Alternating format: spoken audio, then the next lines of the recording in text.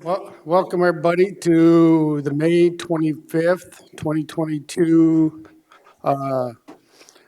Commission Work Session. The first order of business is moment of silence and pledge of allegiance. This is going to be led by Travis Lester.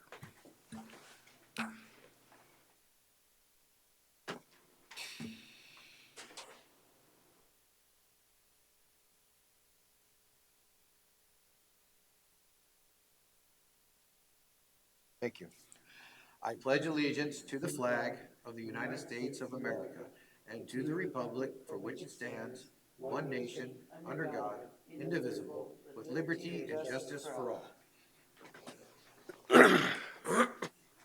Thank you, Travis. And it looks like we got quite a few visitors here for our work session, which is great. So we do have speaker request forms at the back of the room that can be handed in. If there's any specific item you'd like to speak on or anything like that, you can turn it in to Holly, or at the end of each session, we'll ask for a public comment. At this time, I'm looking for a review and approval of our agenda. Move to approve. Second. Okay, moved by Hadcock, seconded by Travis. Any discussion? See none, all in favor indicate by saying aye. Aye. Aye. Opposed, motion carries. Next on our agenda is the commission work session, and Brittany, are you having Jason start out? It has to do with the 2020. 2022 legislative changes. That would be Megan Kruger with the state's attorney's office. I think she's trying to get hooked up so she can present it on there. We can go to the next agenda item B? if you want to. B until Megan's. Let's do that. Okay. So the next agenda item, we're going to skip over to 2022 legislative changes till after the housing, and you're going to do the housing presentation. Recognize Brittany Moulton. Megan's coming. I'll just start with this. So about a month or so back, I gave a presentation to the Elevate Leadership Council just on some community infrastructure and long-range planning, how the county kind of sees moving forward. So I just wanted to go through this presentation with the commission and just some topics that, we talked about, the comprehensive plan and the view to 2040. And that's on a later agenda item, but looking at updating that with the changes in the community, that's going to need some changes in some of our zoning districts. The diverse residential land use needs, alternative housing options. There is another agenda item for an ordinance amendment for some of those. Non-residential land use needs, vacation home rentals, recreational development, infrastructure, telecommunication and alternative energy, cannabis facilities, and some of the challenges moving forward. So as you know, our comprehensive plan was adopted in May 2020. It's broke up between three major areas: the Black Hills region, the urbanized area region, and the Eastern Plains. Where the county is seeing the challenges is mostly in that urbanized area region. So like I said, in a later agenda, we'll look at some of those. But some of the changes of the comprehensive plan we're looking at because of the increased population growth in the Rapid City area, the new B21 Ellsworth expansion, the cost of materials affecting housing prices, land values affecting location and cost of development, infrastructure improvements in annexation areas by the Rapid Valley Sanitary District, and update of the transportation plan and potential road improvement plans. So with all of this, we want to incorporate that into our comprehensive plan for the update. And then just some growth indicators from our office, just to give you an idea of what our office is experiencing from 2017 to 2021. Just the number of building permits for single-family residences, hovered around that 80 mark. Last year, we were at 171. This year, in 2022, we're on pace to probably beat that number. The number of plats, we've doubled. We're close to 100 plats, so people are subdividing their property to develop. And then the number of mobile home permits, are around that 40 to 50, which were pretty stable in 2021. So one of the most interesting areas, just I wanted to point out, with some of the unincorporated towns in Pennington County. They consider these census designated places, so they have some significance. But if you wanted to look at some of the, like Rapid City, this is from the 2020 census numbers. Rapid City was about 74,000. But when you look at the unincorporated areas just in Pennington County with Rapid Valley, Green Valley, Colonial Pine Hills, Ashland Heights, Johnson Siding, Scenic, Caputa, and Awanka, that's over 12,000 people just in those unincorporated areas. So it's about 11.4% of the population. So if you look at 62% of the unincorporated population of Pennington County live in an unincorporated town, and 45% of that is Rapid Valley. So that's just something to consider when we're looking at some of the development, and that's where we're seeing most of our development, and the request for development is in that Rapid Valley area. So those numbers in that unincorporated area of Rapid Valley is just going to continue to increase. Some of the residential land uses, most of them that we're seeing is the affordable housing, efficiency dwellings. Again, that item is on a later agenda item to address some of the efficiency dwelling, accessory dwelling units, multifamily housing, mobile home parks, large lot ranchettes, vacation cabins, farm and agriculture, estate property, and vacation home rentals. Some of the biggest challenges, for our office is because of this diversity. We have so much diversity across the board from one end of the county to the other. So we have to address all of these different kinds of land uses and requests. Another one, we do have a vacation home rental committee. That committee is going to start meeting the first week in June. It's a Thursday from 2 to 4 up in our office. And that is another item on the agenda, so I'll speak to that more. But it is considered by South Dakota courts as a residential use. It does require a conditional use permit that's approved by the Planning Commission. There is a significant increasing trend in Pennington County. We're seeing more of these ADUs and efficiency dwellings where people want to use those as VRBOs and vacation homes. Right now, that's really not a way for that to fit into our ordinance, so that's one of the items that the Vacation Home Rental Committee is going to look at, is whether these accessory dwellings are appropriate for vacation homes and short-term rentals. But one of the biggest concerns is it removes homes from the market as single-family homes and long-term rentals. So it's affecting the housing availability in the area because they're being used as short-term rentals versus long-term rentals. And then just some water and sewer infrastructure. Again, Rapid Valley Sanitary District did annex into this area. So it changes, how we look at some of the zoning because of the potential infrastructure or availability out there going to public water and sewer. And I think Rusty's in the audience, so he could speak to it if anyone has any questions also. In some of the more unincorporated areas and the lower density developments, they're on wells and septic.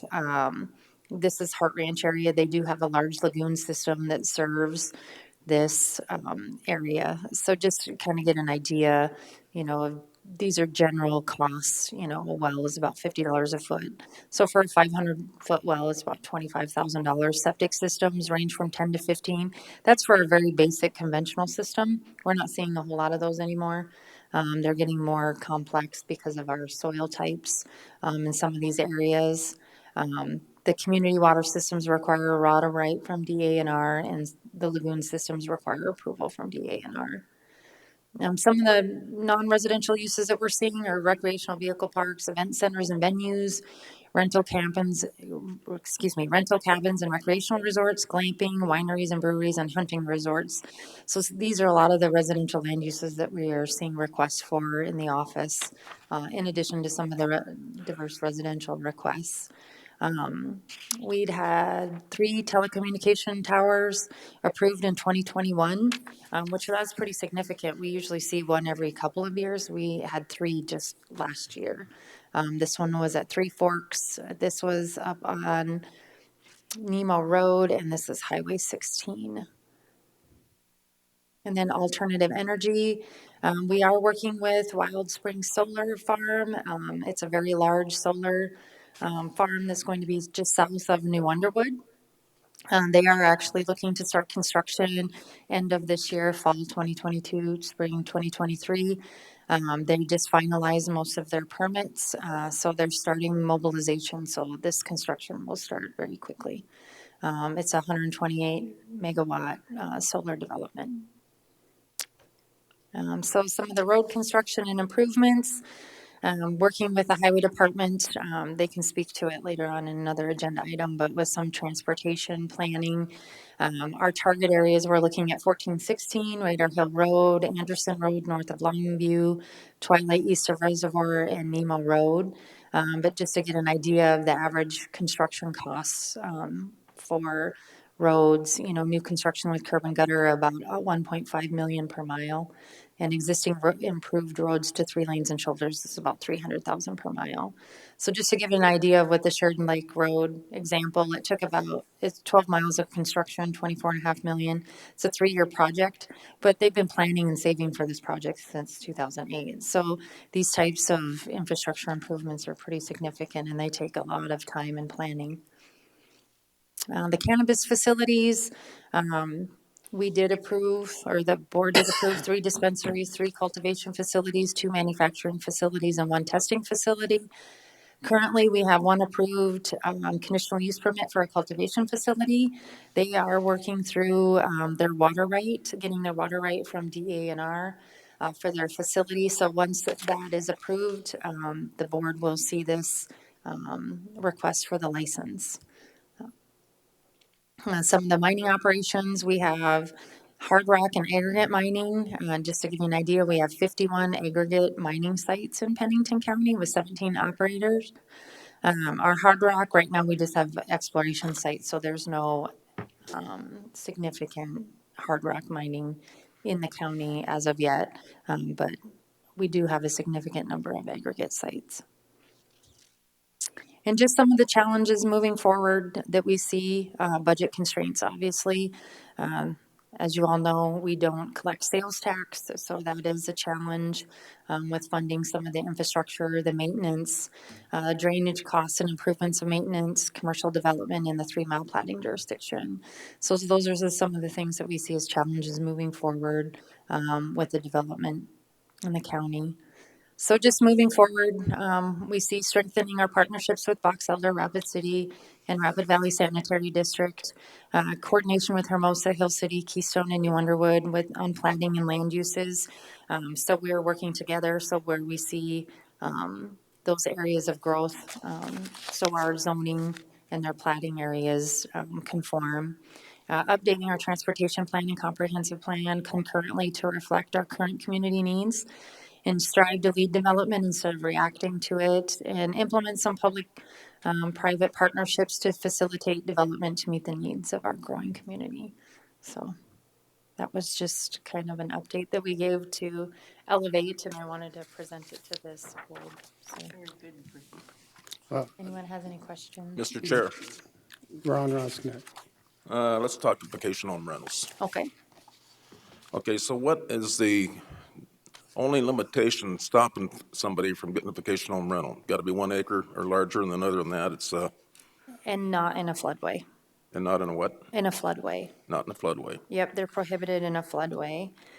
So I did send out, let me get my copy of my email here, to the committee, some initial questions that we're going to start working on. The first one is, what districts should allow short-term rentals? So generally just getting that out in front of that. So what districts? And should short-term rentals be conditional uses or uses by right? So should they be a conditional use, or should they just be a checklist and a use by right if they meet all of the criteria in certain districts? So that was a question. And then, should there be a cap on the number of short-term rentals within a neighborhood? So we considered a neighborhood a 1 square mile area. So those are the questions that I posed to the committee to start with, because I feel like those are big questions. And once those are answered, all of the other things, moving forward, we can look at.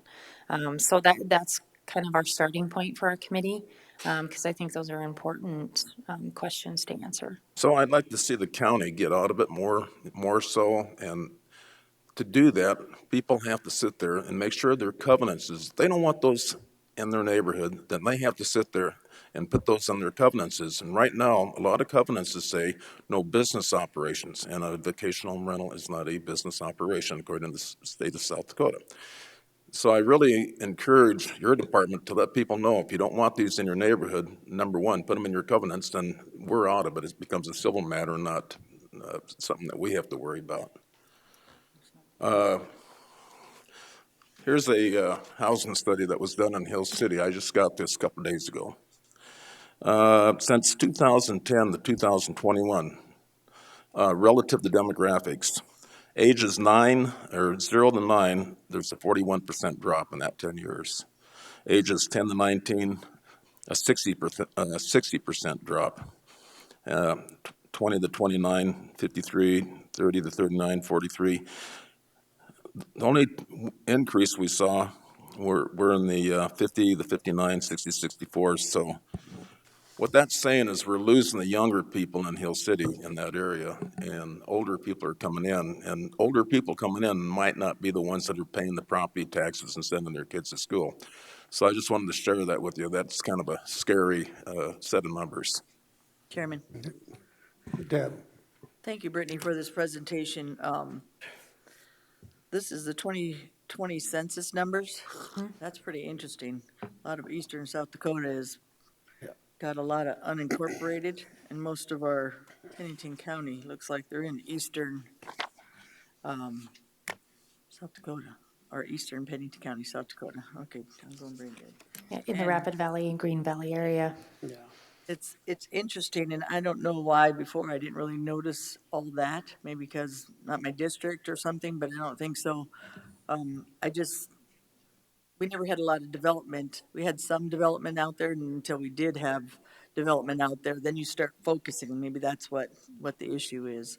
So, I like the presentation today. I think you got spot on in everything that you guys are working on, for what's coming next.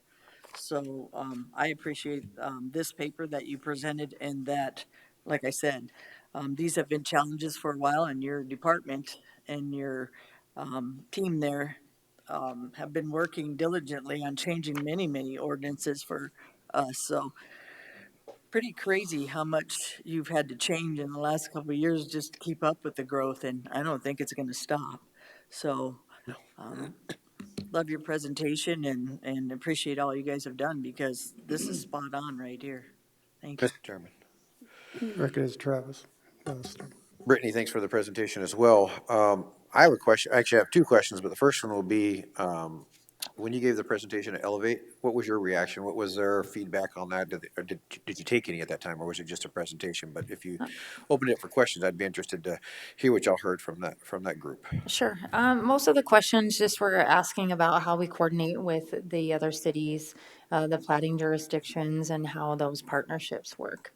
So, those are some of the challenges that we have, because some of our zoning and our plating requirements are different. One of the biggest things, and that leads into the next one, is in some of these plating jurisdictions, the infrastructure is not necessarily maintained by that jurisdiction.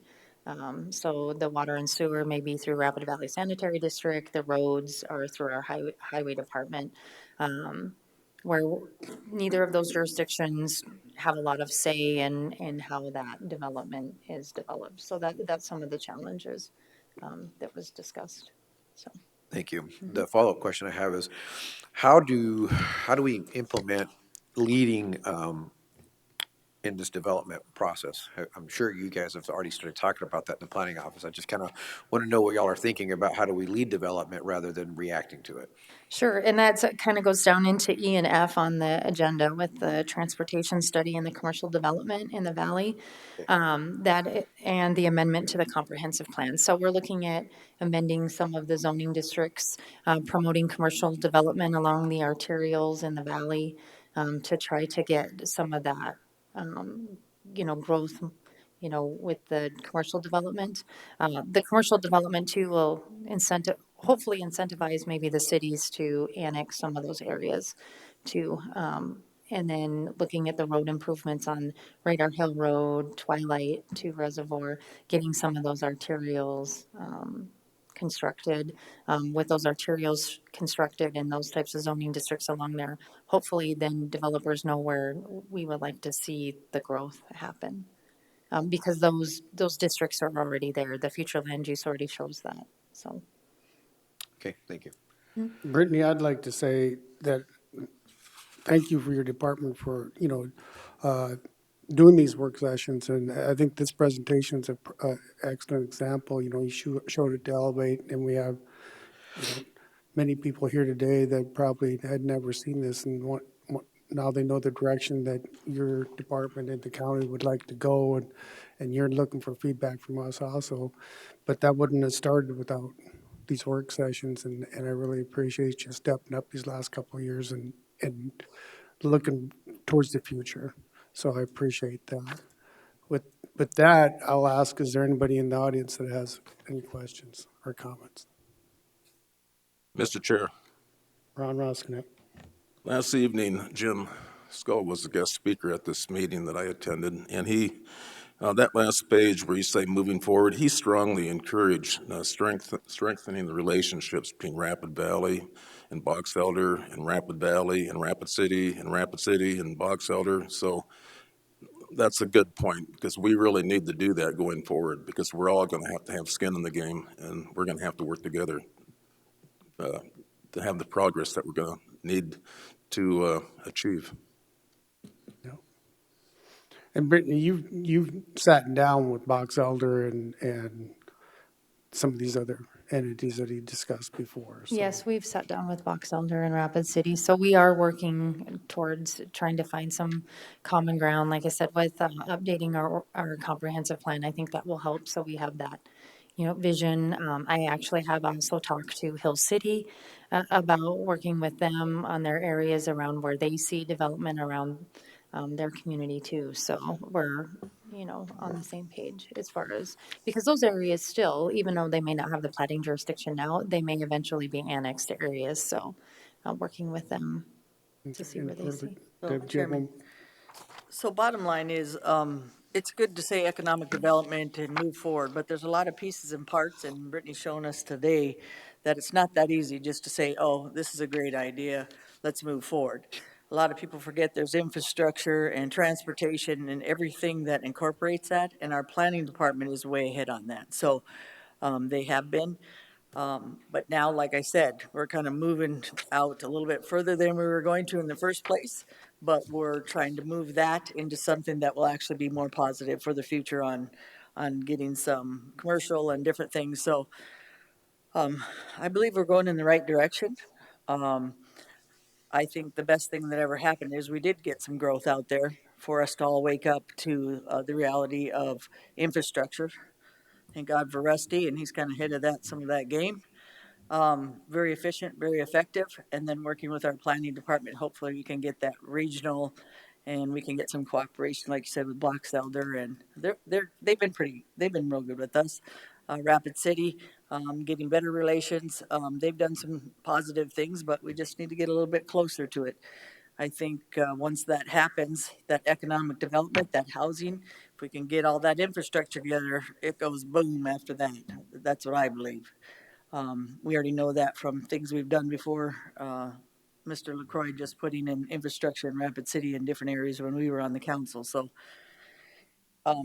again, economic development has a lot to do with infrastructure and doing it right, doing smart growth planning, and that's where you guys are going. So I appreciate everything you've done. Thank you. Is there any other comments? Seeing none, we'll move on to Megan with the 2022 legislative changes. We were having a good day, Megan. I know. We love you, My Megan. topic is typically super boring, so. You're not boring, Megan. I just tease you. All right.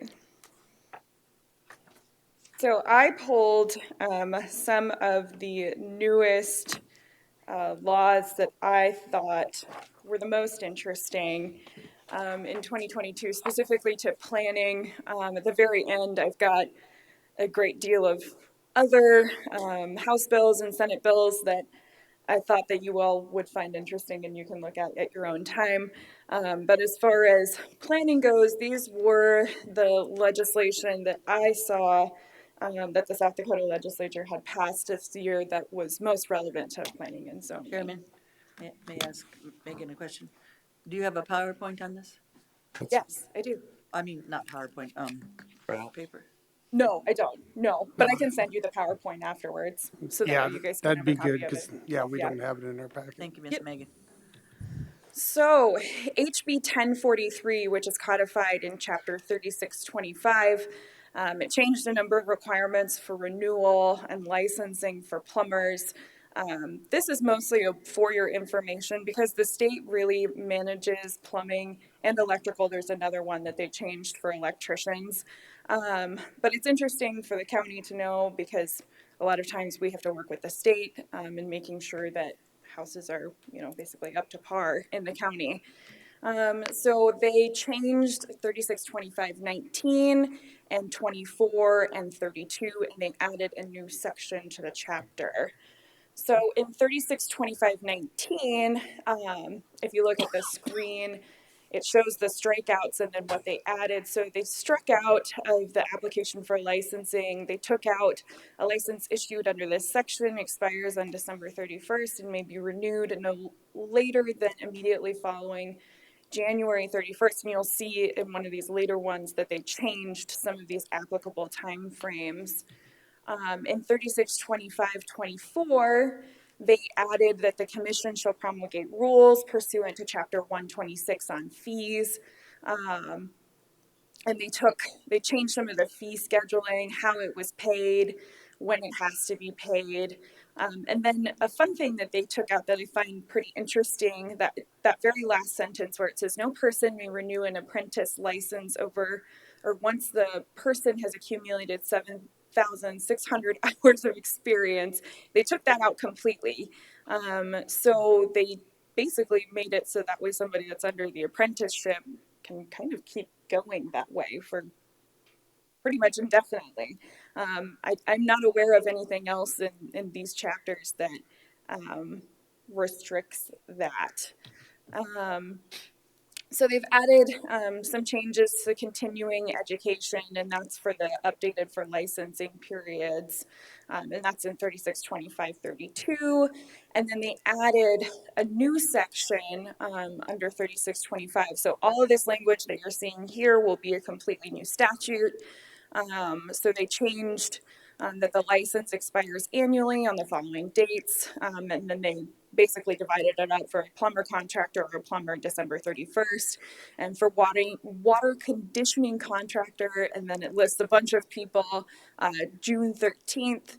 And then it says an expired license may be renewed later than 6 months following the date of the expiration. So they changed a bunch of, licensing and fees and when people have to update their stuff. And then HB 1062, which is codified at SDCL 361615, this changed some of the requirements for installing electrical wiring. So it's just this one statute that was changed in this bill. They made a few changes and they kind of reorganized how they have it listed above. So you'll see that the parts that are struck out, some of that is just reworded and kind of reorganized. But I think the most interesting thing that they added is that paragraph 4, the premises of any private non-habitable property owned by the person that is not substantially used in connection with the trade or business of the person. So to me, reading that essentially means that if you own a building and you do the electrical on that building, you don't necessarily have to get a license to do it. Like a rental? So, and that's even for, that Like a could be rental? for like a garage or a shed, or as long as it's not used in connection with the trade or business of that person, so. And then HB 1075, which is codified at SDCL 1721, and then it's 2 and 2.2 and 2.4 and 2.3, I think. They changed a bunch of statutes in here. So these are notices through legal newspapers. They made a lot of really interesting changes. It still requires us to publish things in legal newspapers, but now if you look under 17.2.1, it requires the newspaper to actually post in a notice in a statewide website. So now they're going to be required to not only publish in their own newspaper, but they're going to have to submit it to this database that exists online. They have to include a prominent link to the statewide website on their website or homepage, or post all public notices to the newspaper's website in a manner that's accessible and free to the public. So they basically are making it easier for people to find this stuff online. That is what I gathered from all of these changes that they made to these legal newspaper requirements. Because if you see in 17.2, 2.1, they added electronic format, and then they added in either a printed or electronic format or both. And then again, they added that same language in either a printed or electronic format or both, which it used to be that it was just paper, which is nice because then that means that more people are going to have access to information. And then in 17.2, 2.4, they made some grammatical changes, but it changed that they have to be open for at least 8 normal business hours per week. That's not so much an issue in Pennington County because we typically use the Rapid City Journal and larger newspapers, but for smaller counties, I mean, you may have a newspaper that really wasn't open that often. And then under 17.2.28, publication, and then they added that online notice. You'll see kind of a repeating pattern that they're trying to make it easier for people to find information. Must bear inscriptions without lists, that approximate cost of the newspaper publication, and that the notice may be viewed free of charge on a statewide public notice website maintained pursuant to that very first statute that they changed. Okay, HB 1087, which is codified at SDCL 127 1.5 and 125.2, entitled an act to revise certain provisions regarding records that are not open to inspection, copying, and deliberations in executive or closed meeting. So, under 127 1.5, the biggest change that they made, and you'll see that I skipped over quite a number. This is a really large statute, so I skipped all the way down to 8.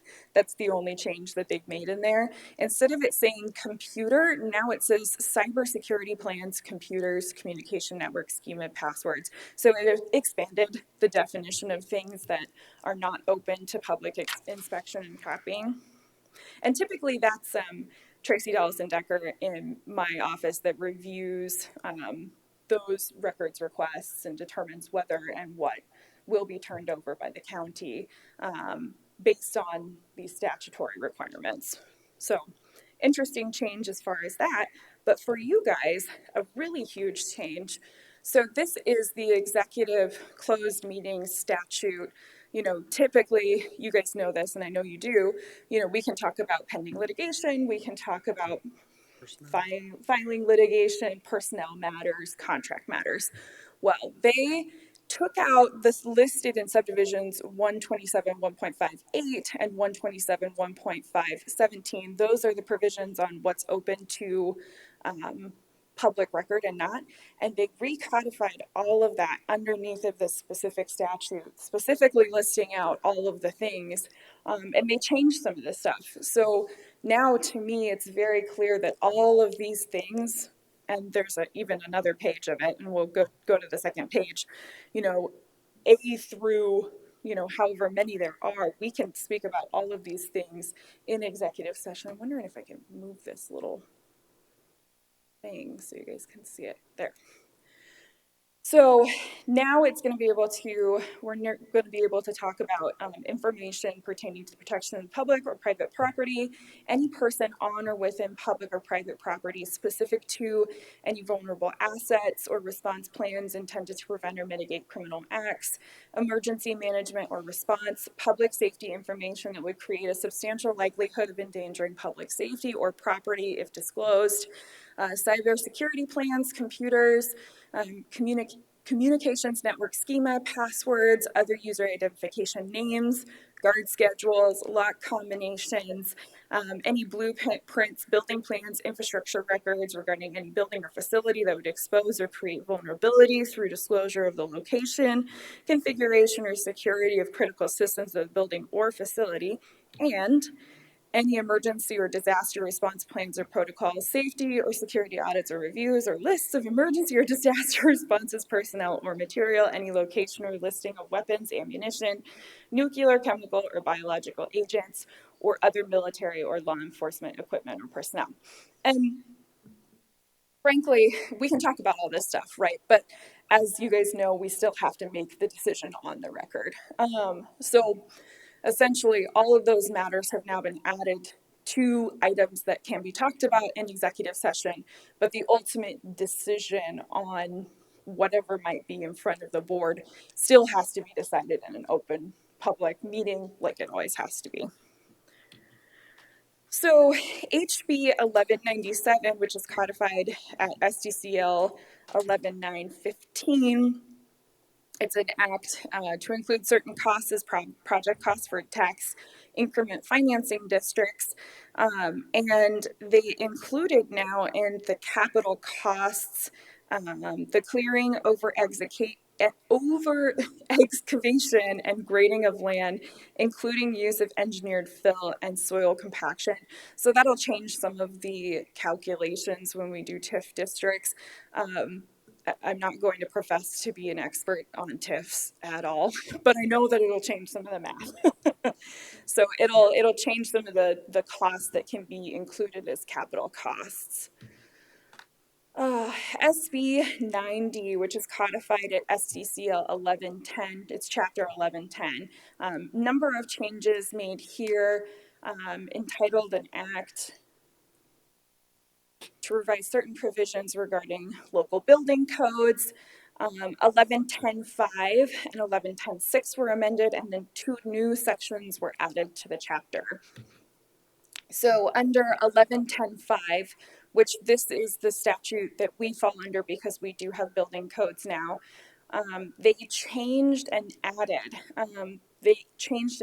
So it says standards for construction, alteration, movement, enlargement, replacement, repair, equipment use, occupation, location, removal, and demolition of any building other than residential structure is defined in 1110.12. So Brittany and I are going to have to take a look at our building codes to make sure that now our ordinance is in compliance with this new state statute. It won't go in effect, all of these statutes won't go in effect until July.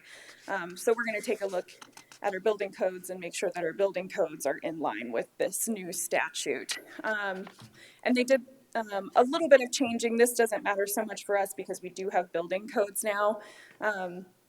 But they added that same language for no building codes, and just made a few changes. They changed it to residential structure is defined in statute, took out townhome.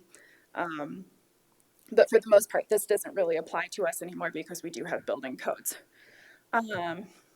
These are the 2 new sections. So all of this language that you see here is completely new. The one that I wanted to point you all to the most is the first one. So this actually applies to municipalities, but we frequently see this through the 3-mile platting jurisdiction, where a municipality may put a requirement for sprinkler systems in a residential structure. That has now changed. And statute specifically says that those governing bodies may not require the installation of a sprinkler system in a residential structure. Those typically come up in our 40 lot rule. So I just wanted the board to be aware that that has now changed for municipalities.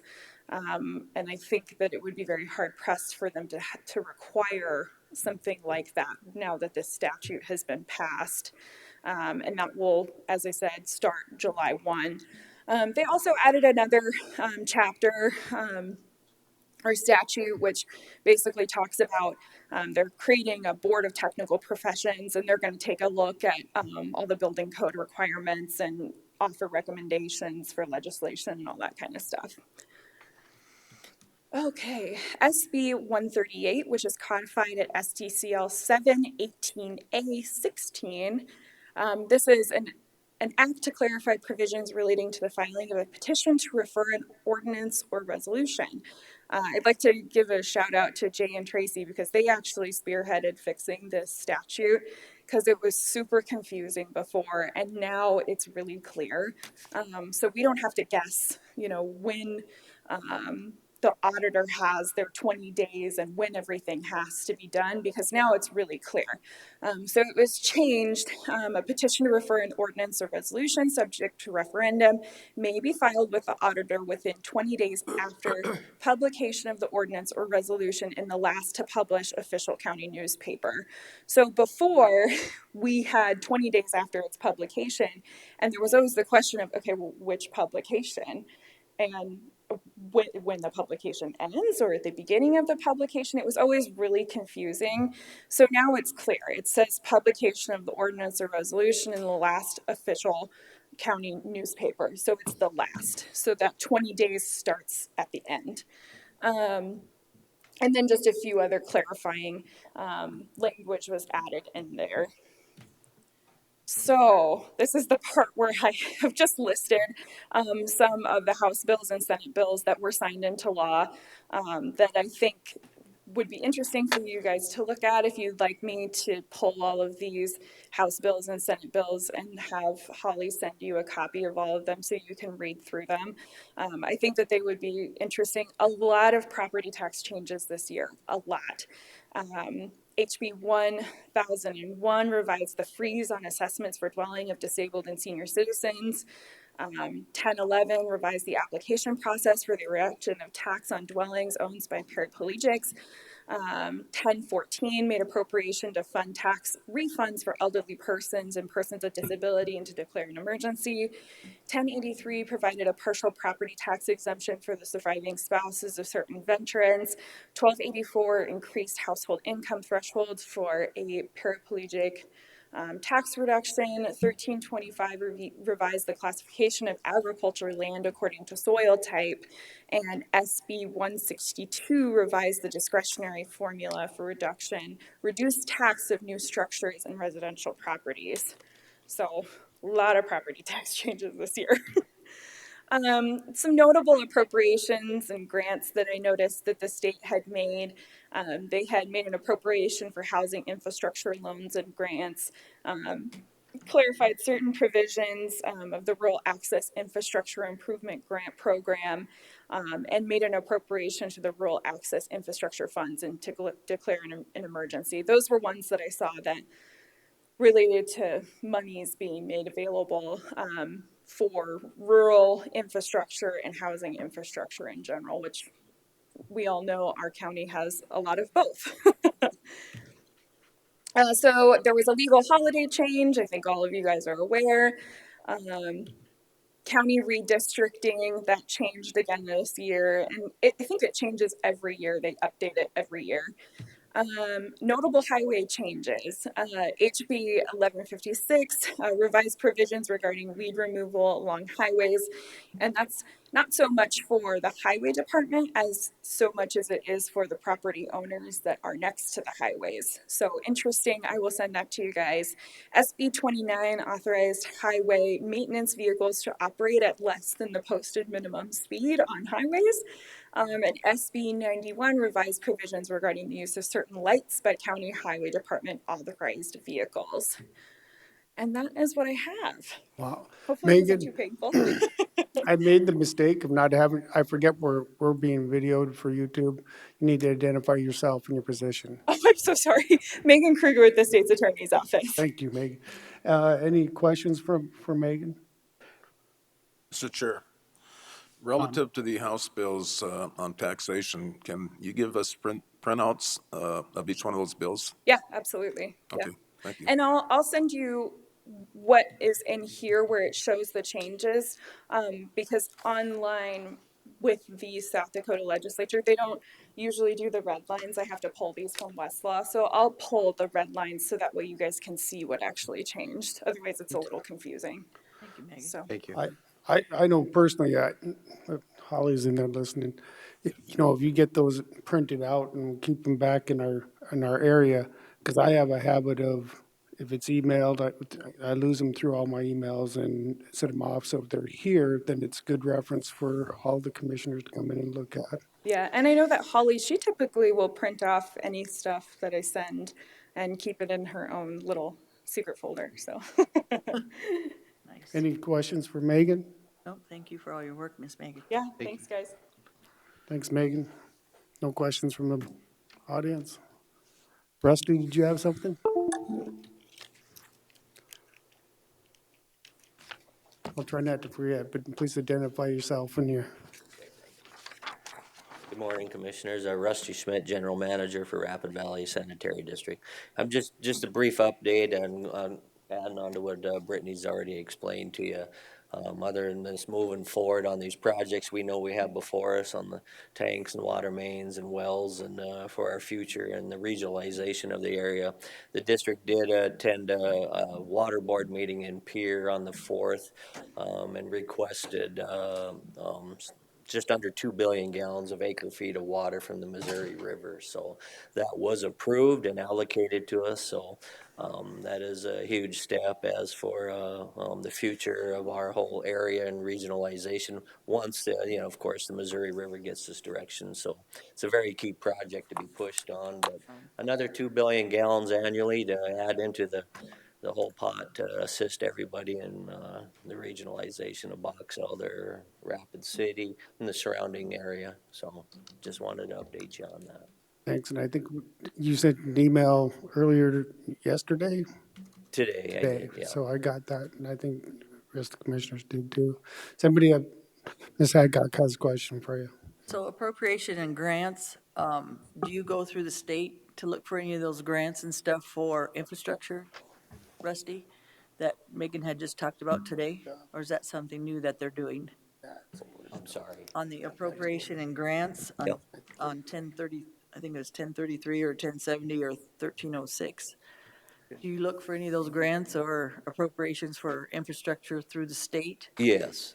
I mean, that's all part of our project moving forward too, as we move forward on the grants we received and as well as for other allocations that we might be available for, or SRF funding and loaning, so. Or for, remember, water, sewer, you got water down, that was for sewer in that area as well, so. Right. Looking ahead for that too, Rusty.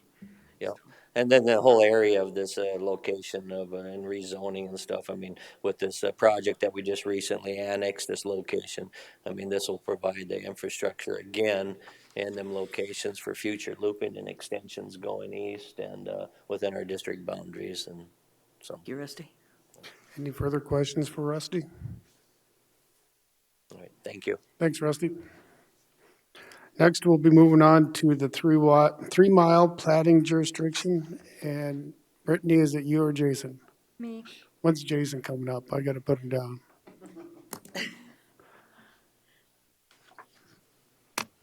Vacation home rentals?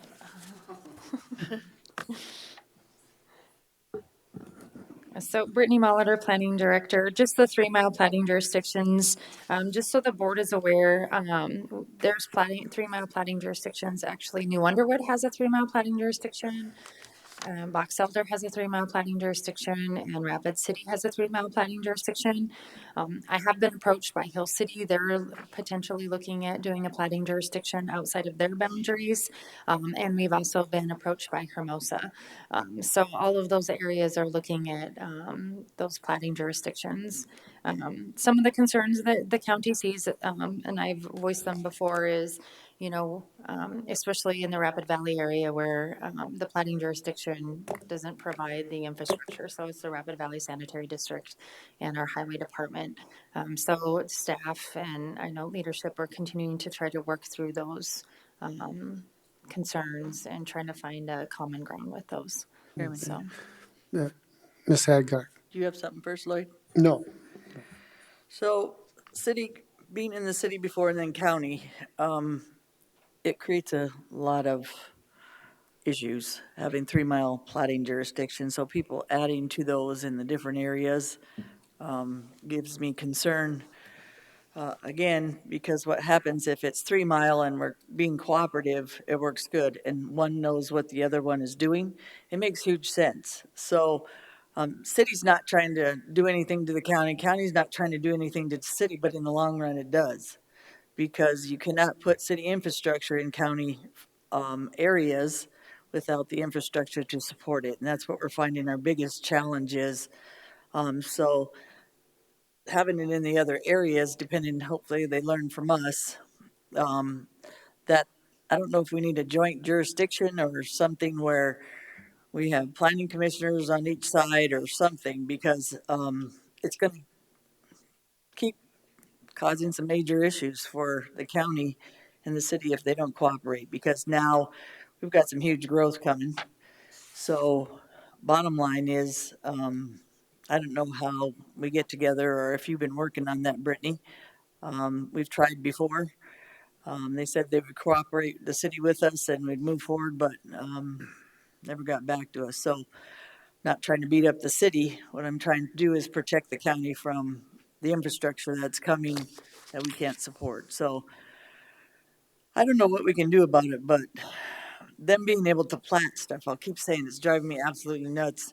I was in the city back before and never thought about it that much. Just let county do what they had to do. Try to do county infrastructure. Remember in Hills or Rapid Valley and stuff, Lloyd, back in the day.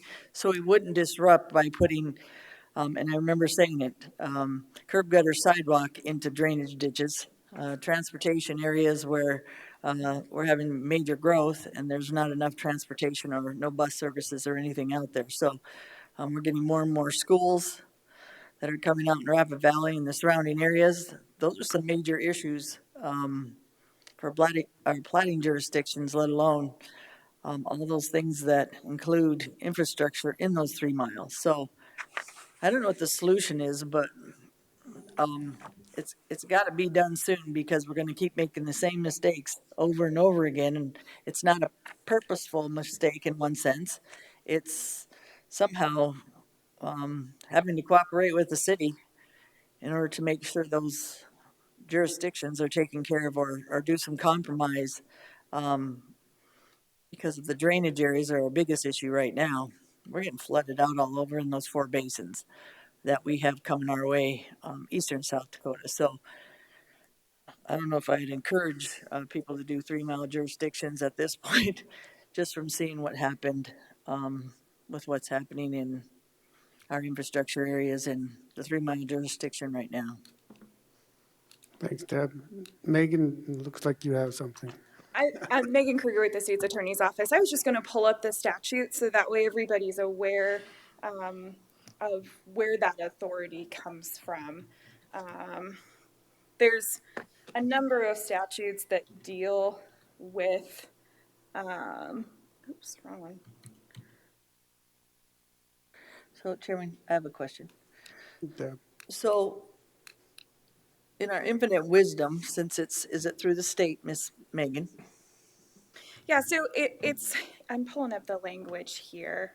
So it's under that sub 1, and I'll highlight it. It's truly an election, so a municipality may elect to approve subdivision plats outside of but not exceeding 3 miles from its corporate limit and not located in any other municipality. So it truly is an election, and they only have the power to approve subdivision plats. They don't have typically, and we've done a ton of research on it insofar as application of other ordinances, and mostly that's been Tracy Decker that's done that research. But insofar as the 3 mile, their authority, insofar as planning and zoning goes, is strictly to subdivision plats. And so it's really up to each individual municipality to determine whether they are going to elect to do this or not. And we have a great number of municipalities that do, and we have a great number that do not. And I think it is confusing for the public because they don't know that this statute exists. I mean, there are a lot of people that don't even know how to look this up, let alone find the right one. So, Ms. Megan, if the city elected not to do their, basically, rules and regs on our plats or our rezones, then they wouldn't have to, if No. they decided they didn't want to do that anymore. That is correct. Yeah, it's an election. They can choose to do it or they can choose to not do it. Or they can reduce it down to one. Yeah, they can choose how far they even want to go out. I mean, it just says outside of but not exceeding 3 miles. So they could choose to do 1, they could choose to do 2, they could choose to do a half a mile. It's truly up to what they choose to do. So maybe with enough information and facts, maybe this commission, if that's our wish, I don't know, it's, I'm one of 5, to move forward in trying to change even the 1 mile, because we do have 1 mile jurisdiction in septics, if I'm correct, Ms. Brittany. So there can be some cooperation there and maybe make some changes with them that would work for Pennington County. So again, they're not affecting us with some of that plating that they're doing and that infrastructure that's needs to be coordinated more with Pennington County infrastructure and what can happen in the areas to make smart growth or responsible growth. So I don't know how we move forward, or Brittany, you need our help if that's the wish of this commission, but I would urge this commission to try to make some changes, even if it's the 1 mile, and work with the mayor and the council and say, you know, these are the changes, or these are the things that are happening that are really affecting us. We appreciate everything you guys have done, but right now, with the growth and everything that's happening, we're taking care of the 3 mile, let alone Pennington County, just by the rules and regs and all the things that this planning department has done. So I think we're getting ahead of this game, and before they're probably, if I'm correct, Lloyd, 96 is when you guys started really getting into rules and regulations for the county for planning, if I'm correct, Brittany. So we've come a long way since 96. Mr. Chairman. Good. Thanks. So, Megan, Brittany, maybe this is the question. In the process, you know, it comes to the county, and then, you know, if they're trying to plat in the city, you can correct me if I'm wrong, maybe I'm thinking something different, but they go to the city, they got to get approval from us, and then it goes to the city, and the city can make adjustments to that. Is that correct? Is that how the process goes?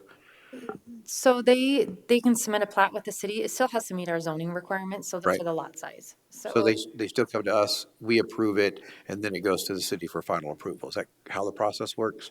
Or does it go to the city first, and then comes to us to make sure we agree with it? Correct. The Okay. second. So then if the city changes something with it or anything that, well, plats are different. They don't really have, you just plat it for whatever it's going to be. I'm thinking of something else. Right. What the biggest challenges are for us is that there may be exceptions that are granted to their design for road improvements, but then our highway department are the ones that have to maintain those roads and accept those roads or not accept those roads based on exceptions that were granted by an entity that's not having maintenance or oversight over But the we can't infrastructure. adjust those and say, no, this is what we need you to meet. I mean, we If the city, comment on that. Our highway department does sign the plats or not sign the plats, depending upon, whether they meet our requirements. So that's kind of the difficulty is, and I can't speak for Rusty, but again, the infrastructure is through, he's the one that provides water and sewer, but yet he, I get what you're saying, Brittany, but if the city says, we're not going to mandate you to go to this road requirements, but the highway department says, we want this road requirement. We're in that process. Can we say, no, you have to meet this road requirement or you don't get an approval from the county? Maybe that's the question that needs to be asked, because if we approve it, understanding that these certain things are going to happen and then the city changes it, or vice versa. I think there needs to be a process that we know what the fallout of that's going to be. Does that make sense? Correct. And one example, and it's come in front of this board before, was allowing a plat on a dead-end road system.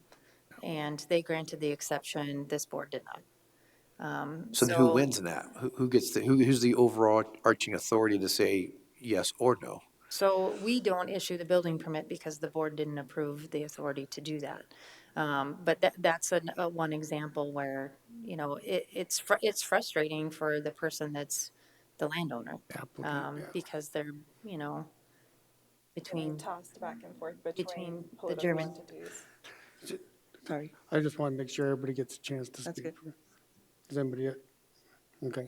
Okay, so bottom line is, if you try to develop in that 3-mile limit, since we've been in the city, I was in the city and we had people trying to develop going, okay, county has different than city. You are back and forth so many times, it's crazy. So when you try to develop in that 3-mile, it's a problem. And like I said, then you're changing infrastructure. They can do what they want. We can do what we want. Pretty soon the developer or the people even trying to do a house or doing remodels or doing anything on their properties that are different, that they have to go to city and county both, is a mess. So that's been a huge thing for city and county. So again, that development in those areas and us trying to deal with it, with what they want to do and what we want, plus the person that has to deal with it it's huge. Mr. Chair, Ron Ruskin.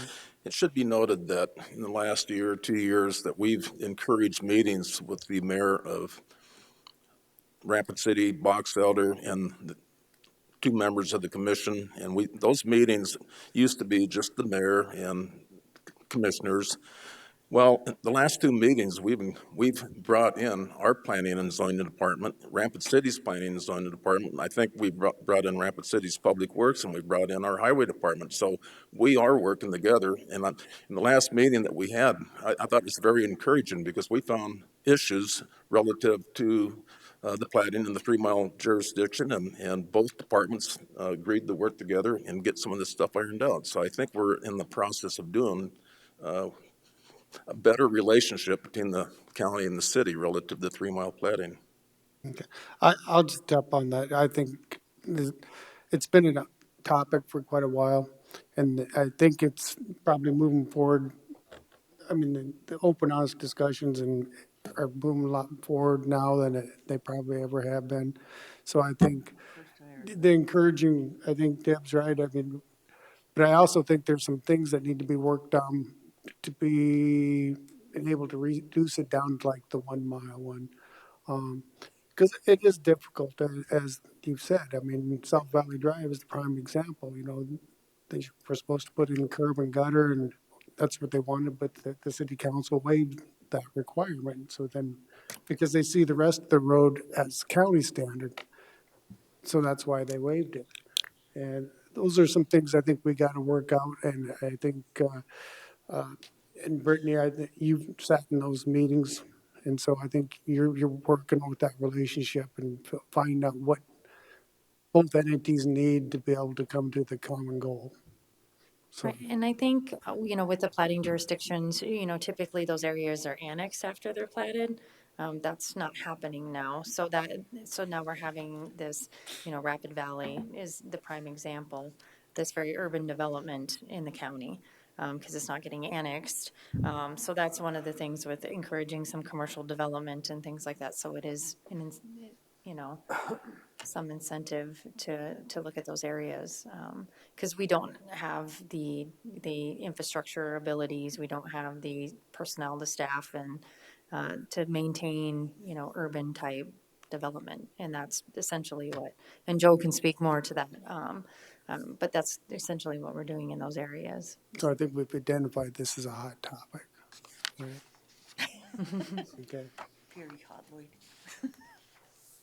Okay, moving along. Comprehensive plan amendment. So I did, in the packets, download that section 3, which is our, land use and housing element. portion of the comprehensive plan. And this is the major portion that we're looking at updating, and this is the one that's impacted the most from the current growth in the area. So staff is going to work with the other entities, going back with the highway department, to look at changing predominantly this section of the ordinance. Because this affects our map, our locations of areas where we see development, and the type of land use designations in the area.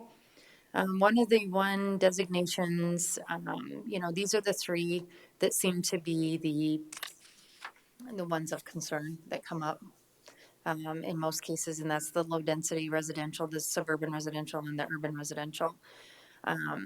When looking at other terms of urban residential, I'm not sure that this meets, what most jurisdictions consider an urban residential zoning. So we're going to take a look at changing that term moving forward. The reason being is most urban residential zonings, allow 5-story buildings, very high density. I think this term is a little misleading as far as what it actually allows.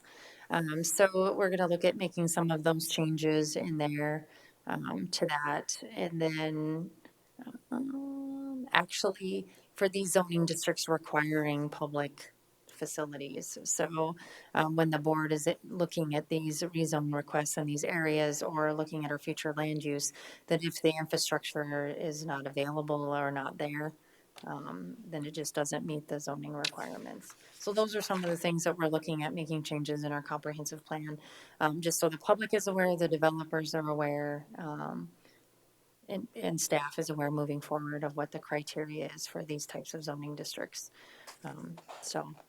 And it's all coming back to some of the growth and the changes in the things that we're seeing in our area, the need for this change. So the main component of change in our comprehensive plan is going to be this element 3, this land uses and housing element moving forward. So I just wanted to let the board know, so if there's any recommendations or, comments pursuant to that while we're working through that we welcome those from the public and the commission. How soon do you think you might come up forward with some of that? Well, we're working with the highway department on their transportation plan too, so that will be part of that moving forward. So we're aligning our zoning districts with where we see the arterials and the major arterials and those plans moving forward too. So, it takes time, probably with working with the public comment, the commissions, the planning commission, board of commissioners, highway department. I would probably say 6 months at least. Okay, So it's not a very short period of time, but so you got time to give us some friendly reminders before? yes. So I just wanted to put it on everyone's radar. So. Mr. Chair. Ron Musconnett. So it says the plan may be amended to respond to changing conditions. That would be a substantial alternation. Have we implemented any of those since we've adopted this 2040? So every time that the board approves a comprehensive plan amendment, that is what that's doing. So that's amending, because the map essentially, when you change those and do those comprehensive plans amendment, that is a change to this document, essentially. So we are doing that, yes. Okay. But we're going to look at more of a overarching one in areas where we see different types of development occurring, the potential for infrastructure. The biggest change, obviously, is with the Rapid Valley changing their boundaries, sanitary district. It changes the potential for development in that area. So, and then with the transportation plan, any road improvements, that'll change that also. Okay. Any follow-up? Yep. No, I'm good. Recognize Deb Hadcock. So when we change, like if we change Rapid Valley, and we keep changing Rapid Valley, that's just one area, then are we gonna update the comprehensive plan because it won't follow the one if you keep changing stuff? Does that make sense? What I mean by that is that are we gonna start doing the comprehensive plan based on our goals, or I guess what I'm trying to say is, how's the county planning, even if it's that area, I'm just using that area as an instance, because we want to go out that area. We want to have that as a goal for infrastructure and to hopefully have them incorporate to the city and put commercial and all that. Are we putting that in our new comprehensive plan to encourage that, I guess, and encourage the different areas by our comprehensive plans to go in the areas that do have the infrastructure, the growth, and things that are going to make that comprehensive plan be able to make us so we can keep following it, is the bottom line. Yes. Okay. And I think I would just like to clarify, Megan Kruger with the state's attorney's office. So as we're revising this, and obviously I'll be heavily involved with that process, the goal is to have a comprehensive plan that makes it so people don't have to come in asking for comprehensive plan amendments any longer. So essentially, that our comprehensive plan will look at where we want people to develop, and that is going to be pretty solid on this is where we want people to develop, and you have to have a really, really, really, really, really good reason to change it. Because at this point, a lot of people come in for comprehensive plan amendments just assuming that they are going to get it. But once this is updated, I think Brittany and I's hope is that the areas of issue in the county are going to be addressed in the future land use, so people won't have to come in and ask for comprehensive plan amendments. So Megan, since I've been in politics, which has been quite a while, it's politically, and I'll keep saying it, and developer driven. So as much as we're trying to do this and hopefully we can get somewhat of it down, I still believe no matter how much you change that, it'll be politically and developer driven. I would wish it wouldn't be in some cases, but I truly believe if we can stick to that plan, it'll be the first time in 14, 15 years that I've seen it followed through. Well, And as, I don't mean sorry. that mean, Brittany. Sure. I should say that because you guys do a lot of work on that, and it's huge. There's some really, really good things in that, but trying to follow it in politics to a certain extent, I'm not going to say I haven't done the same thing as anybody else. It's very hard to say no to someone when we're trying to do something that we think is economic growth. So it's a little bit different being up here than it is there, whether people think so or not, when you're trying to get things done and people are encouraging you through different organizations and stuff saying, you know, this is going to be a really good idea. So easier said than done, but hopefully it gets better and then we can encourage where our growth should be and we actually can start focusing on those areas for infrastructure.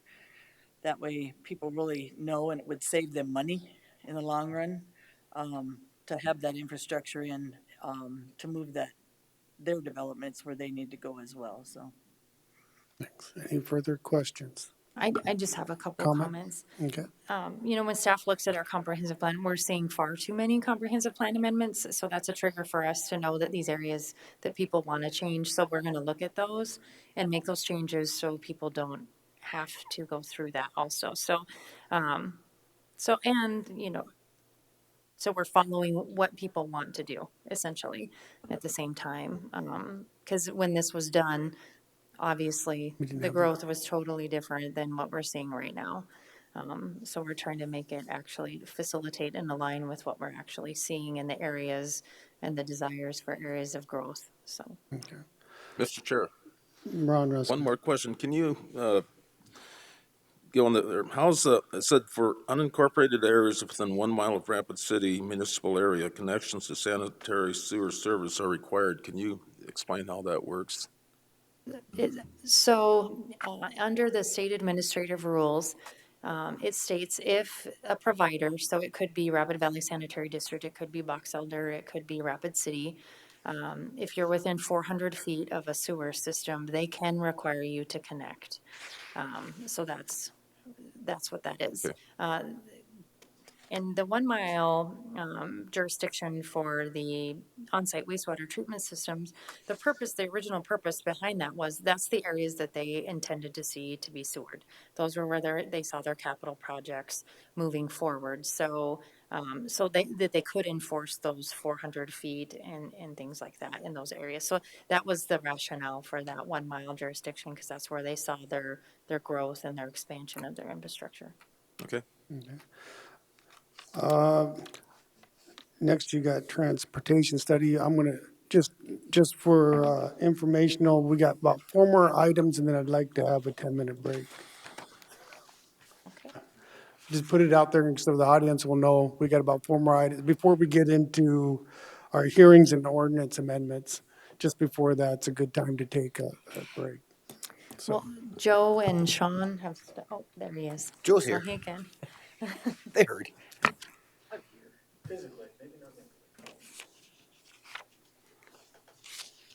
Next on our agenda is the transportation study from Pennington County Highway Department.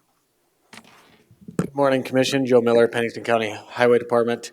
Don't have much of an update on the transportation plan. We do have an RFP that is put together. It took quite a while, a month and a half, back and forth with several different entities.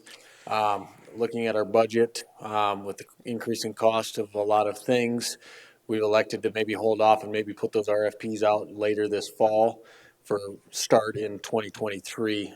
We do have the money in our budget for 2023. Going into 2023, it's going to be, with South Rockford Road and a lot of our larger projects, it's going to be something that I wasn't willing to get us as tight this year. So we've put it into our budget for 2023. So That's it? that's it. Any questions from Joe, for Joe? Mr. Chair. Ron So Russell. Joe, maybe explain to the other commissioners what we're doing in the South Rochford, or the Rochford Road between Lawrence County line and Rochford. Sean just sent you an update on that this morning. Essentially, we're doing what we did on Creighton Road. Our crews are out coring Creighton Road yesterday and today. Coring Creighton? Yeah, Oh, okay, you're coring to see where it's we're at. coring to see how much material we have there, and we have actually a lot more than what we thought. So it's kind of interesting. So, at any rate, with Rochford Road, we're currently adding material, asphalt milling and gravel material to that to get to a proper depth for what we would call a reclamation or a base reclamation. They will come in and they'll grind it once down to a 6-inch depth.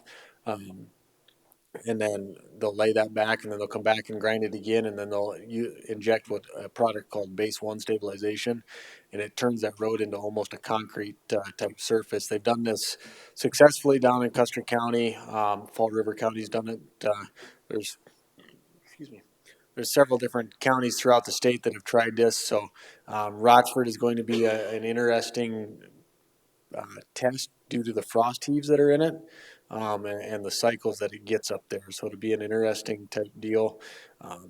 We'll talk more on Creighton later, but I think we've got some assumptions as to what might have happened there. So Okay. The reason I ask is because I got a phone call yesterday, and they said, "Are you guys paving Rochford Road?" I said, "No, we're not paving it." He said, "Well, what are you doing?" So evidently, it looks like it's getting ready to be paved, but how many miles are we doing, and roughly how much, what's the cost per mile? So we're doing them, I think it's 7.6, Sean? About 8 miles, basically from the end of the chip seal coming out of Rochford all the way to the Lawrence County line. Rough cost is about $40,000 a mile. So what we're gonna achieve by doing that, the longevity of that road is gonna last a lot longer than your typical gravel. We hope so. And I've always been a proponent for Megwater, but basically this is gonna be better than Megwater. That's the hope, yes. Didn't prove that way out in Travis's district, unfortunately, but we're trying to remedy that situation. And again, it's something that we're experimenting with, and we've got a different contractor this year too, so that might make a difference. It's a lot of other counties throughout the state have had a lot of success with this product and in this process, so hopefully we can too. And we've put in our 2023 budget, you guys will see that we've put some more money in our budget to do more roads, essentially. So Do some more trials. Chairman. Ms. Hadcock. So you're not paving Rockford Road, you're gonna do the new, Possibly in the future, this will be a good base to possibly put a chip seal or what we would call an auto seal on it, so it'll be an asphalt surface. That'll probably be couple of years down the road. so is the, like Joe Gent and all those people that we've got the cash That, flow, you're thinking of South Rochford. okay, this is a different area? Yes, this is Rochford Road. So you come to Rochford from 385, Okay, that's Rochford Road, and then you head south down to like Deerfield Lake, that's South Rochford Road. so how much was the cost on this one? The one that we did, 40,000 you said for 8 miles? we haven't necessarily done it yet, but I think comes out to about $40,000 a mile. It's 93 cents a square yard is what the cost is, and I haven't done the math to figure out exactly. Last year when we did Creighton, it was about $40,000 a mile. I'll ask you, can you do something less than on Rochford Road, the other part that Too we've far been, down that rabbit hole. you had said that, but you still have to do it by specs, meaning, like you had before, you can't do something different that's, I know you were having some cost-effective issues with, Rochford Road out there, so, With South Rochford Road, we're fairly nervous about where it's going to come in budget-wise, right? The last estimate we got was 2 years ago, and it was 11.6. yeah. We all know where prices have gone, fuel's at. We just led a safety project, which is a very minor grading project, and it came in $400,000 over what the engineer's estimate was on a $600,000 project. So it's kind of scary where our world's at, right? I mean, it's going to be tight for highway department going forward for these big projects, especially after we get South Rochford done. Well, it's funny because I didn't know at the time. I did, but I didn't. I thought it was such a great idea to do the road. But then once you see the population and the use of the road and how many people are on it, once you see the other needs of Pennington County and the populations in those other areas, then South Rochford Road, now I understood what people were saying back in the day, that probably wasn't a priority. It needed to have something done, maybe like what Ron's doing with the other, but it didn't need to have a full-blown road. So at the time, it seemed like, I'm gonna be up straight, it sounded like a really good idea because we were doing it, it was 13 or something years old, and A we lot of it just was needed to get federal it done. funding though, too. Federal Yeah. funding for it. Long time. Yeah. But now, once you're seeing, since we've been updated for planning and transportation and highway and everything, you start looking at things a lot differently once you get all that information. And what areas are still, Rochford Road, South Rochford is still important, but based on population and different things that need to be done in road use, it probably wouldn't have been a priority for me, if I knew everything I knew now. So some of it's just updating, some of it's just seeing our growth that we've had in the last few years is huge. So, that's made a huge difference for me.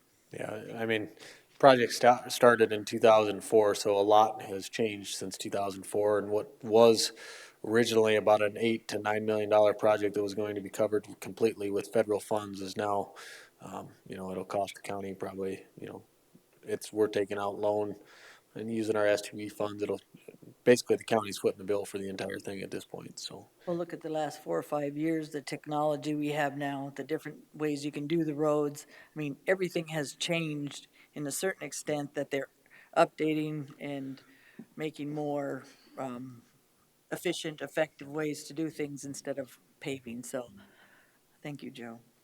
Thanks, Joe. Any other questions? All right, thanks. At this time, do we have any public comment? Charlie, you don't have a comment? Actually, I wouldn't mind getting it. I'll ask Brittany whether it's gonna be I'll just explain what I have. Oh, well, we're only one item away. You gonna make it? Cause I gotta leave. Do you go ahead and why don't you make your comment now? Because we've already talked about vacation rentals, so yeah, go ahead. Shirley Johnson, Hill City. To address what you were talking about, the meeting coming up, Commissioner Ruskin. Brittany asked me to head up the committee, but I'm a housekeeping process more than anything. I won't vote, and I'm basically going to try to keep order under Robert's Rules of Order with the folks. Brittany and Megan have developed a agenda that's excellent. It's prioritized for the concerns going on right now, and that's where you're looking for your answer. And those will be on the agenda first. The committee will be allowed to add to that agenda, but only through Robert's rules. On a majority basis, we'll add an item. I'm not going to decide those things. They're going to decide them. And then they'll have a right of reconsideration, but it'll be first come, first serve on the way out the door. Well, good. I'm glad you stepped up for the job. Okay. Thank Any you, other Charlie, for things? stepping up. Okay, thank you. Thanks. Good luck. Thanks, Charlie.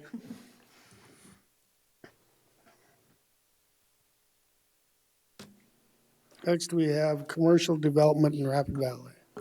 So we discussed this similarly a little bit earlier with the presentation and with the updates to the comprehensive plan amendment. So we're going to look at trying to promote some of the commercial development along the arterials and major arterials in Rapid Valley and change our future land uses to show that. So developers and the public know where we see commercial development, mainly at the intersection of our arterials and major arterials, Radar Hill Road, the expansion of Twilight, Anderson and Twilight, those areas. Chairman. Deb. So can I ask, are you working with Rusty and Box Elder on this, just to make sure, you know what I mean, for infrastructure and what they have already? And telling them our goal is to put commercial on those arterials and major, maybe even some minor arterials? Yes, our goal is, as a part of all of this, I have talked to some of the entities. I would like to kind of overlay all of what their future plans are, where they see their water lines, where they see their road improvements, things like that. So, and then once we see where those areas are, you know, overlaying that and putting that on there. So I do know that there's GIS layers and things that, and it's that regionalization that Rusty's talking about, is looking at everywhere where they see their infrastructure being available. Obviously, we don't want to put commercial development where there isn't going to be infrastructure available, or where they don't foresee it to be available because of topography or lift stations or pump stations, or, you know, difficulty in getting that infrastructure to that area. And we're working with Rapid City, remember, because we have the 3 mile, the mile, all that's gonna make a huge difference tying into what they have for their plans coming out, because you already see they're wrapping around us a little bit. That's gonna be huge. And that's part of the MPO. So we are going to take the MPO considerations. Awesome. Thank you, Brittany. Mr. Chairman. Travis. Brittany, since you're standing up there and you're talking about those major arterials and encouraging that commercial development, you talked about Radar Hill Road, Anderson and Twilight. What other points are you looking at focusing on? 1416 Radar Hill Road, Anderson Road, Twilight to Reservoir, and Nemo Road, I believe, were the major ones. Okay. If you don't mind, Sean, since you're in here, how does that impact the traffic study up in that area for Radar Hill Road and 1416, knowing that we're going to kind of move in our focus that direction for commercial development? Because you know that's one of my areas of concern. Right, yeah, I don't know that it'll necessarily affect the traffic study. I mean, we'll take that information will be provided to whoever's doing the traffic study to help with their data input for the traffic study. But Will it do anything about moving any of that process faster, or just because if we're going to focus on development out there, if those roads are going to be getting all this extra traffic on it as we move that way developing? I don't know that it'll push it faster in the hopes that I think you're thinking, but Okay.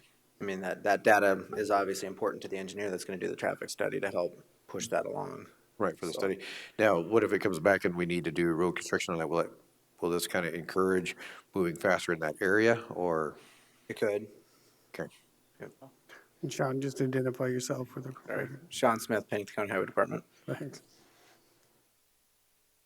Any And further questions? one other thing to kind of look at that. Most of these roads are already designated by the MPO as principal arterials or arterials.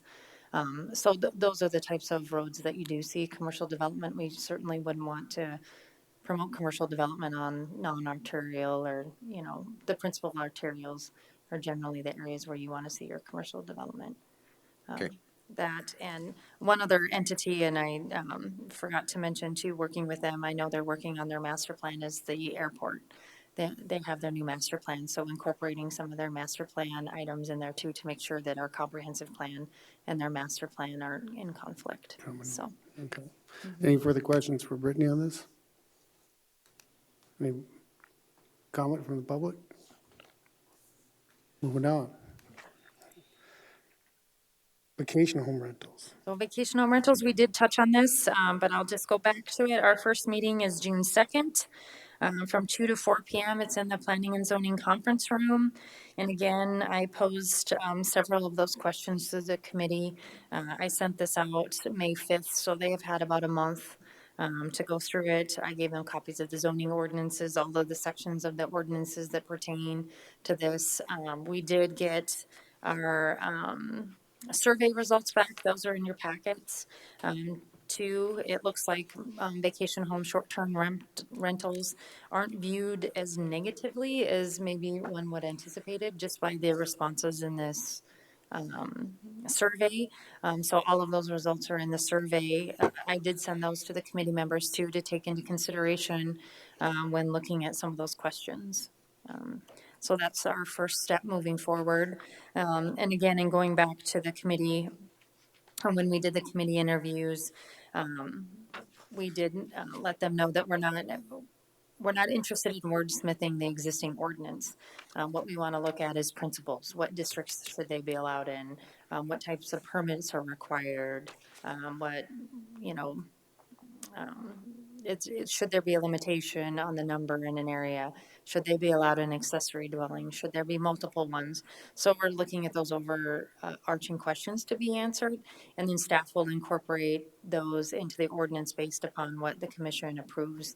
So we'll pose those questions to the commission will vote on the ones that they want to incorporate, and then we'll incorporate those into the ordinance. So we're not trying to wordsmith an ordinance because I think that gets really cumbersome, and that's not what we're looking at doing. We're looking at concepts and criteria to be approved. It looks like it's moving along good, and we'll have some good results. Commission have any comments? Any from the public? Next, we have Planning Office staffing and responsibilities. So with all of the change in growth and the number of, requests that we have going through our office, just to speed up some processes in our office, we've moved around some staff to have different tasks to try to be more efficient as far as getting our building permits out in a more timely manner. So we finally hired a building inspector, was a previous employee, so he does know the area very well. So with that, we have started our building inspections, our initial inspections, tracking our building permits, and trying to get those approval processes much faster. We did have a 3/4 time employee that was basically administrative. Now she's working more on the planning side and helping with a lot of the planning side. She was a previous addressing coordinator, so she's doing all of the addressing now, which she trained under the previous person that did it. She interned with our office for years before doing that, so she's very efficient in that process. So we moved her over into that to speed up that process to get our building permits out more timely. So that was some of the changes moving forward. I do know that there is some concern moving forward with some of the reviews on the commercial development as far as the fire sprinklers. Right now, Jerome is the one that's doing it. Obviously, everyone knows he's one person, so that does hold up. So there is some looking at, I know Jason's working on getting some certifications to be able to review those types of plans. doing some plans, examining certification. So those are some of the things that are going on in the office. I know Jason has been working through the building inspection and the building codes and getting certified on that end and handling that side of the office. So Okay. some of the We'll different. recognize Zach. What did you say? So are we working on, like a marijuana ordinance person? Well, right now, we only have one request for a CUP. Right now, that would fall under our ordinance enforcement. That's our intention, for the ordinance enforcement person to be that person, until we find out how many that we actually have. But right now, we just have one. There has been interest. I think they're just waiting for things to kind of shake out with the other entities around here. The one that has been approved for their conditional use permit, they are working through the state for their water rights. So that's what the holdup is, and they will be in front of this board for their license hearing once that Fire- water right is approved. Sorry, Brittany. No, And then fire and safety, maybe that could come under, the marijuana can come under like a fire safety person as well, because that's getting a little bit overloaded, it sounds like, through Dustin and Jerome going, okay, it's a lot more things to look at than we thought. It's not just fire sprinkling, it has to do with a lot of different things with the, safety. So, I don't know how you incorporate that. I know you have talked with them about that, if I'm correct. So maybe someone that could do a little bit of all of that or something. I don't know. I'm not a planning director that would know how that all incorporates, but it seems like it's well needed. there's a couple of options, and we've discussed it with Jerome. Like I said, I know Jason, our deputy director, is working through some certifications to be able to review that. The other option is having a consultant review the plans and approve the plans. I know other entities, Meade County does that, so there's some other options to do that also. Thank So. you for looking into that, Brittany. Mr. Gary Drews. So just a couple things. As we continue to move forward, I am a little bit concerned on people's property rights and that we could be adopting ordinances that are really too restrictive for them. So I'd like to have consideration given on that as we move forward. I think that some of the things that we adopt, that you propose and we adopt, we may not be as familiar as to what restrictions are going into that ordinance as we probably should be. The other thing is I'm also concerned about customer service, about primarily people that have come before us, either as a board or board of adjustment, or even the planning commission, and that they really don't have an understanding of what process they need to be doing in order to accomplish what they want to accomplish. A lot of that does depend on that customer that's coming in also. I mean, sometimes I know that they're not very clear as to what they want. They're not definitive on it. And so it calls for them being more definitive as to what they want also. But I think that there's some things that come before us that we maybe don't follow up on. And some of that is the responsibility probably of the commissioner for that district also. But at the same time, we need information probably from your office as to how to advise them as to what is taking place. Not necessarily directing them what to do, but advising them, this is the process, this is what's going to have to take place. You have this deadline that you have to meet in order to be able to accomplish what you want in the time frame that you want to accomplish, and so forth. And so I received a letter last week, or it's dated May 17th, and this was relative from an attorney, and this is from one that had appeared before us. And I think for some reason or other they chose to, it's not my district, they chose to have me try to be involved in it. But I think the main thing on it is just keeping them informed as to what is happening. Obviously, what they were requesting didn't fit within our ordinances, didn't, you know, something special had to happen in order to accomplish. This is building a house in an area that, you know, we got the 40 lot limit, we got a egress, ingress, you know, problem with it and so forth. I think there's probably a solution to it, but they just don't know what has taken place back here on our end of it. And so those are things, I just think that we have to provide better customer service in some instances to make people aware not only what needs to be done, how to meet their time frame. And some of those are not going to be overly popular. Some of them are probably not going to be able to meet the time frame that they choose. The time frame is set by all the procedures that need to be followed. But I think we just need to be more upfront with them and be able to explain that to them. Right. And I absolutely agree, and I know Jason and I have, and we've talked to our staff, and we're very adamant about having pre-meetings before they submit applications. So that's something that we've moved forward. Yesterday, we worked with someone, and, you know, just by sitting there for an hour and talking, and we came to a solution that was better for their needs. So we're trying to work through that through these pre-meetings now, and having pre-meetings with individuals. It's hard when they come into the office and they just drop it off and just say, here, this is what we want to do.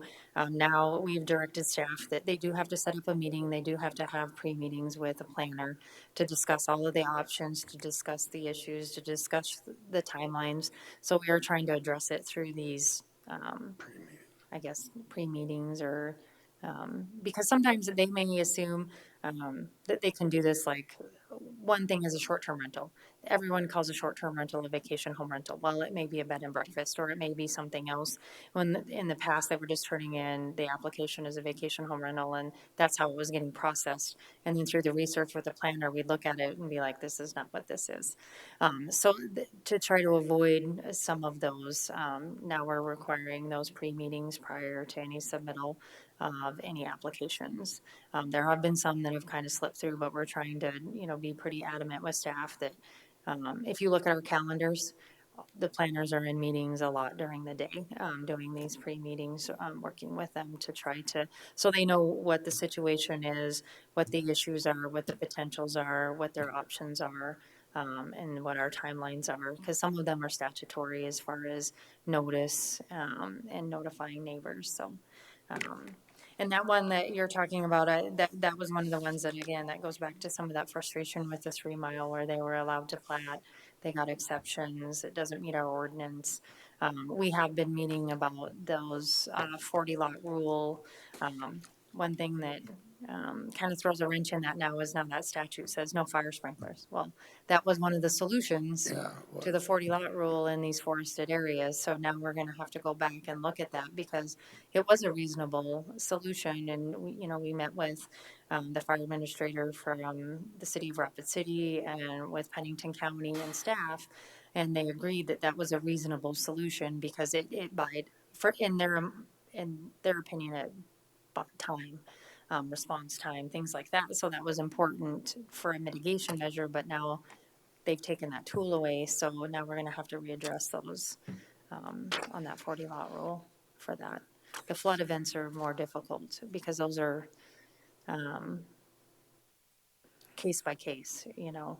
You could have one area in the eastern part of the county that's very different than, say, Dark Canyon or Thunderhead Falls. So looking at those, I think one thing is just giving them a mitigation, whether it be proposing an evacuation plan, getting easements, you know, for going out. So those are some of the things that we've been looking at as like mitigation measures. So it's not a hard no. You can if you do these things. So that's some of the things that we looked at for that 40 lot. Did you have a follow-up? I don't. Travis? Thank you, Mr. Chairman. I got a couple of follow-ups or a couple of statements on that. Obviously, when we're dealing with bridges and washout, that's, you know, kind of the counties where we can say, hey, we've got to pay attention to that because if we wash out a road, or if we have a road there that can be washed out, that plays a bigger factor in my mind. But someone putting in a home and mandating that they have a fire suppression system in there, I agree. I don't know if we should even be involved in that. I get it. There's some issues and areas. But homeowners have to take responsibility of smoke detectors and all that kind of stuff to let them know when something's happening. And if they don't have the fire suppression system in their home, I mean, I don't have one in my home. I mean, not that I was required to have one, but insurance is going to deal with you on that aspect of it. You're either going to have higher insurance or less insurance. I think we should probably get out of the business of directing some of that, particularly, with the fire suppression system. And I think the state's already made that clear that that's not within our realm, even though we felt that it was. But what do you think the impact's going to be? Or what is the planning department starting to do, looking at that development area where it was written in there that they had to have fire suppression if they didn't have the water capability? Or, yeah, the on-site fire suppression, if I remember, that's what they were required to have.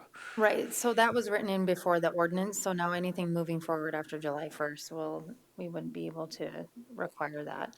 Even for these areas that are like with the 40 lot rule, it won't be a tool that we could use to forego or mitigate. And Megan Kruger at the state's attorney's office, I just want to clarify that statute specifically says that it's for municipalities. So municipalities are not going to be able to require that. Our requirement still says that we cannot enact any ordinance that requires fire suppression. Our office, the state's attorney's office, has taken the opinion that we should not be requiring it either by ordinance or as a condition, because it kind of seems a little bit disingenuous to get around that statute by just saying, well, we're just going to have it as a condition, as opposed to passing it as an ordinance. So I know, I have advised the planning office to not include those conditions for the fire suppression units. And in my opinion, I don't think that the cities are going to be able to require it anymore after July 1st. Chairman, You done? Okay. there's Ms. a Hadcock. difference. There is a difference between municipality and how long it takes to put out a fire and that water to put it out. So we had Rushmore Ranch in a couple places that, they didn't have the water capacity even to put it out themselves or otherwise. But I guess if we want to endanger people and just tell them, okay, you have that choice, whether you have the water to put it out and we don't have to have you sprinkler it. I guess if we're making that up to the person that lives there, I would see how close the next house is next to it. So when you're doing developments with not enough water and no something to put fire out in some capacity or other, you're not endangering your property, you're endangering somebody else's. So I don't know what we're supposed to do with that, but for me, I would recommend that we do something where we still require either some kind of fire suppressant. And I'm sure for safety of the residents and the people around it, it's gonna be huge. You can see if you have 40 acres or something, you know what I'm saying? Yeah, that might be something to bring to the Black Hills Area County Commissioners for a legislative change for counties, maybe not municipalities, but I but I know what you're talking about, that we should probably do something legislatively now. Megan Kruger with the state's attorney's office again. And I think that, I think specifically the statute says that it's only for in-home fire suppression. I'd have to double check the statute. So there may be some workaround where we could do outside fire suppression, like fire hydrants, that type of stuff, making sure that there's enough water capacity for fire suppression out in that area. I'd have to do a little bit of research, but if the board would like me to, I could and provide a memo to that effect. And I can say that I know that previously, and this came from Jerome, previously counties and municipalities had tried to get that changed in the state legislature, and the Developers Association came out very strongly opposed to it. And I believe that it was the Developers Association that actually proposed that new statute that included the fire suppression stuff for municipalities too. Mr. Chair. Think about it, just a follow-up. Sorry, Travis. So if you have a vacation home rental, maybe Lloyd can answer that. If you start renting out areas or homes that don't have enough fire suppression or water pressure to put something out, we're not only endangering, I can see if you want to do it on your own residence, but just like businesses, commercial's a lot different. Because if people don't know they don't have that capability, and they're renting a place, or they're in a place where that water capacity isn't enough, then what are you gonna do? Well, we're state inspections where you have to have fire extinguishers and upper and lower levels, a certain type of fire extinguishers and so forth. And I don't think they, do like we've discussed earlier, where I think one development, we didn't have the fire flow at a hydrant. You know what I'm saying? And that's where we come up with the exception, is the hydrant didn't have enough flow, so we come up with the exception of sprinkler in the homes. But That's what I'm that's all, saying. it's all a little tricky when you start. I hate to make any public comment on anything. Well, I'm not But, trying to put you, I just thought maybe you knew the answer of what, if you had a home that didn't have, not yours in general, just, Yeah. it's not a comment against you, it's just I just thought in my head that if I'm gonna rent a building or rent a house or anything and I don't have the proper, and could that be a liability on someone later if there's not enough water and stuff? A fire hydrant's not gonna put a fire out, it's gonna put a little fire out. So, to me, it puts a lot of questions about what they were trying to figure out. Municipalities understand, because you have fire departments closer. You have volunteer fire departments, but it's gonna take a lot more response time. So I would hope that they meant municipalities and not just counties. Yeah, let me pull up the statute that talks about, so that way you guys can see the language of it. This is the one that applies to, Yeah, and our subdivision regulations do require at 7 lots, you have to have a fire mitigation plan. At 15 lots, you have to have fire flows. The issue with that is if someone plats 6 lots, then they don't have to meet it, or 14 lots, then they don't have to meet it. So Then somebody that's comes in and the, wants to do one after that. So just food for thought for vacation home rentals, or, you know what I'm saying? Or accessory dwellings, or different things, that there's enough water flow or fire mitigation or whatever for that accessory. Mr. Chairman, You done, Deb? Yes, sir. Go ahead. so it seems, whenever we have individuals make subdivisions, I get what you're saying. They're bucking the system by doing 6 instead of 7, so they don't have a plan. But in the area where we're talking about, where they have, I can't remember the name of the one that's up in the hills. What's the name of the one that we require the suppression systems in? Mountain Meadows. On Mountain Meadows. If I remember the plan, the developer was supposed to put in some water out there or whatever, and until they got put in, they had to do the home stuff. How many homes were in that development, that subdivision out there? And I'm wondering, why didn't they put in a hydrant system? Because if the developer would have been forced to put in a hydrant system to meet the fire flows, but they decided not to and said, well, I don't have the money to do it now. You get where I'm kind of going with this. Those are the things that I think we have to pay attention to pretty tightly. If we're going to say you're going to, develop, I don't know, 20 lots, 30 lots, 40 lots, and then giving the developer an out not to put it in, that's probably where our problem's going to be at.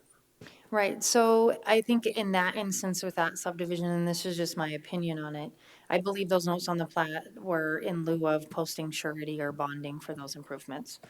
Now our ordinance requires that surety or bond or those improvements be made before we allow them to file the final plat, or they have to come in front of this board and get a variance to that requirement. So we have been pretty strict on those sureties and letters of credit and bonds moving forward for these improvements because of all of these issues that we have with these subdivisions that the developers didn't put the things in that they needed to be. And 20 years down the road, a landowner purchases a property not realizing they have to meet all of these requirements because the developer didn't do that. So moving forward, we're hoping with the sureties and the bonds and the requirements to put these in ahead of time, that that infrastructure is in, meaning the water system, any of those types of things, moving forward. But that's my opinion on that one. I believe those notes were put on the plat in lieu of actually posting surety. Thanks. And then Megan, if you don't mind, maybe this is a better question for legal. Is the county's requirement to protect them in their home, or is the county's requirement to make sure they have access to water so that fire can come and put out, in a subdivision? In other words, when we're dealing with subdivisions, is it the county's obligation to make sure that their home is 100% as safe as possible? And or is it our obligation to make sure that they have the the infrastructure to be able to take care of an emergency such as hydrants and things of that nature. Because I don't think we should be telling them in their home you have to do all this stuff. That's up to them. We should be making it easy for fire department to come in, hook up the hydrant and put out fires in the community. Yeah, that's a good question. So I think the answer to your question is that it's actually a little bit of both. Because if you have a house that, this is just purely hypothetical, but if you have a house that has electrical that's subpar, if that house sets on fire and it's right next to a neighboring home, that could affect the entire neighborhood. So what it really comes down to for me, and in my opinion, and the law, I think is, public health, safety, welfare. It's the county's responsibility and job to make sure that the entire county and everybody that lives inside of it is safe.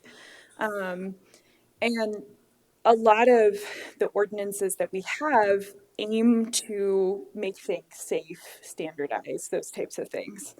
But, so you talked about wiring. Well, wiring, that's the electrical inspector or the electricians. I mean, they're required by state law to do it appropriately. So the state's already saying, okay, you get an electrician, they gotta be certified, they do that, so that takes care of that electrical piece of it. So there's portions of it, I agree, but it's just to make sure that they're installing everything properly that can cause a fire, rather than mandating. I mean, I could be wrong, are we mandated to have smoke detectors in a home? Most people do. But are we mandated to have them in our, and this is true, this is a serious question. I don't know. I have them in my home because I have 4 kids and I want to make sure that we can hear and get out of the house if there's an issue, but do we mandate that? No, I don't, Brittany, I don't think that we have I any don't think we rules did. that require, I mean, obviously, if the county has concerns about a particular plat, I mean, say that it's a plat within our platting jurisdiction, this is a purely hypothetical, and it's in an area where it's really difficult to get in and out of. So there's a river, there's one way to get in and out, there's a bridge over it, and there's been fires out there before. We can include conditions to make sure that people are safe, because what we don't want is people dying in their homes, because they didn't have any sort of fire suppressant or fire notification or anything like that. I mean, and especially in the particularly rural parts of the county, I mean, you don't have cell phone reception out there, and with how dry it's been, things can get pretty out of control pretty quickly. And I think Jerome could probably speak to that much better than I could, because he's the fire expert. But I do really think that, our role as the county is it's a dual role, both to ensure that structures themselves are built to certain standards and the entire neighborhood is built to a certain standard to ensure that everybody is safe and that one person's actions is not affecting an entire neighborhood. Okay. Mr. Chair, Ron Roskinek. well, let's talk about Mountain Meadows. I think the neighbor, or the folks there that are building, they're saying, why are we required relative to the sprinkler system, water suppression, when they're neighbors next door, Rushmore Ranch? They're not. To me, it's about equality. If we're going to treat one neighborhood one way, we should treat the other one the same way. And it seems like there's some discrepancy between those two neighborhoods. And I would say that probably that discrepancy is a difference in when those were approved. Mountain Meadows was approved in 2006, I think, 8, and Rushmore Ranch was approved back in the 90s. So, I mean, that's a pretty significant amount of time between those two approvals, and I know Brittany and I have spoke about it before, and there's some, I guess, conversations that we've had about that Mountain Meadows didn't have the fire flow, so they used Rushmore branch of water. Am I correct, Brittany? Yeah. They were connecting to the Rushmore Ranch's water because they didn't want to create their own water system in some of the documents. Okay. Chairman, Ms. Hadcock. that comes to the surety and bonding. So once we have developers develop, and they don't develop everything they're supposed to, their roads, their water, does that surety and bonding, if they sell that property, should that not be put upon whoever buys the development? Or how does that surety and bonding work once they don't do the whole development? Right, so the surety in most cases is cash. So actually they submit a check to our office It's deposited into an account. And then once those improvements are made, we basically, the auditor writes a check back to them. But we have to verify that those are done. If they're not done, it's in our bank account. So we can go out, the commission, we would bring it to the commission and say, these improvements aren't done. We're gonna have to bid these out. This is how much money we have. It's bid out and we do the improvements with the money that's in the bank. So based on a water system, based on the road system, you guys know square footage and all that stuff, you're putting that, okay? Yeah, we require them to submit a bid. Same with roads. We have the highway department look at the roads and the requirements. They submit the monies. It's deposited, or they have to submit a letter of credit. That letter of credit is good for a year, so we make sure we stay on them to make sure that the improvements are getting made, and stay in contact with the bank. So any improvements that wouldn't be made because of it, it's usually a large sum of money. It's several $100,000. The last one we took in was $250,000. We would come in front of the board to release the surety or to cash out the surety and do the improvements. So anything in those amounts would come in front of this board. I appreciate that, because that's been a big issue with water and roads for people, second accesses. We're gonna do this, we're gonna do that, and then they don't. So Pennington County, that's been one of our bigger issues, especially in these rural areas where other people want to develop or have developed or get stuck having to pay these costs that developers should have paid in the first place. So it's not really picking and choosing on each side. It's what a developer did to us. So thank you. Okay, any further questions for the team up here? Seeing none, we'll move on. I did request for a break after all this because we're coming up to some ordinance amendments that we need to take action on, and we continued these a couple times before putting them on here. So I thought it was a good idea to take a short 5-10 minute break before we come back. You have to make a motion? Moved by Hadcock, seconded by Second. Travis to take a break. All in favor, say aye. Aye. Aye.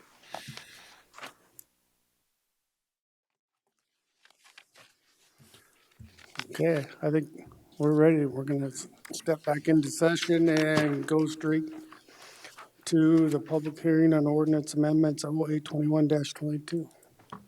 All right, Brittany Molitor, Planning Director. So ordinance amendment 0821-22 for Pennington County is to add section 330 efficiency dwellings to the Pennington County zoning ordinance. This is to add the ability for efficiency dwellings to be used as a conditional use in the Pennington County zoning ordinance. This was continued because there was a lot of questions about the different criteria on these, the sizing, just some history of where staff got most of this information, this criteria. We looked at a lot of other ordinances pertaining to tiny homes. There is a provision in the International Residential Code specifically pertaining to criteria and building code requirements for tiny homes. So that's where those requirements came from. And the size, the 400 square feet. So that all came from the International Building Code and what other areas have been utilizing. So those are pretty standard as far as what's required. I guess the biggest issue would be for this board to consider is the zoning districts that they're allowed in. If they're conditional uses, use by rights, or just a permit where, you know, there's specified criteria and a checklist and they're just allowed. So those are some of the things to consider when looking at these. How much regulation do you want over them? As far as like a conditional use permit, you have to notify all the neighbors, things like that. Or if it's more of a special use type permit where there's very specific criteria, if you meet all of those, you get your building permit. So those are the different things to look Mr. at. Chair. Ron Reskinek. So Brittany, I think we all know what a park model is. You know, they're pre-manufactured, and the ones that I've seen, you know, they're a tiny home in my opinion. You know, they got a full bath, a washer dryer, 1 bedroom, living room, kitchen kind of combined. Some of them have lofts, but I see we would exclude the loft being living area, and they're supposed to be less than 400 square feet, just so they can be trailered down the highway. So could you see a community where these would come in, they take the wheels off, they put them on a permanent foundation, then would that be considered an efficiency dwelling then? Yes, and actually, the Planning Commission and Board did approve that Black Hills Tiny Home Community, that PUD overlay at the previous board meeting, which was exactly what you're speaking of.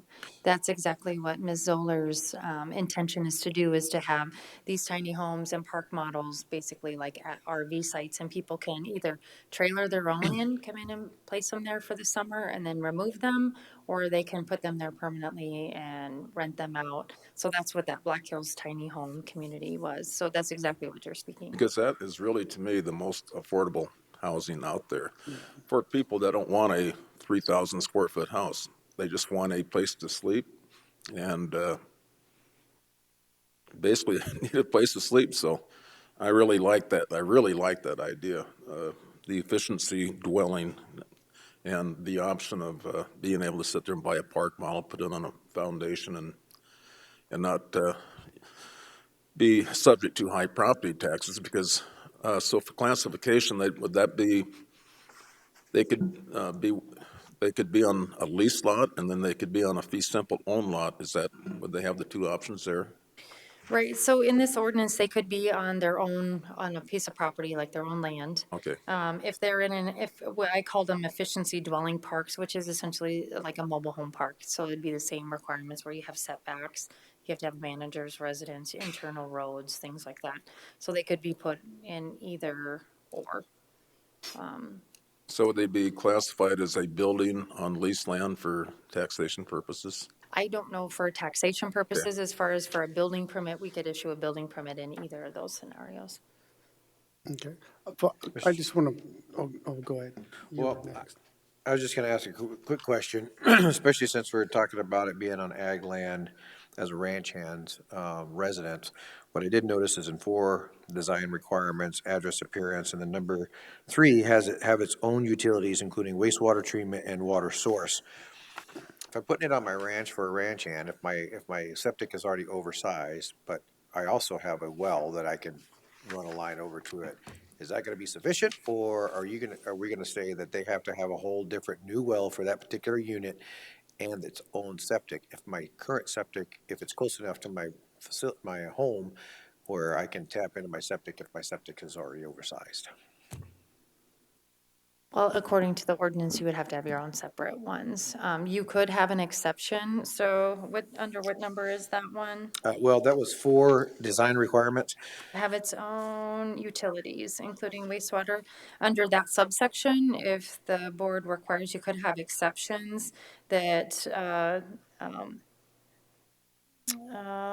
that ranch hand residences are excluded from this requirement.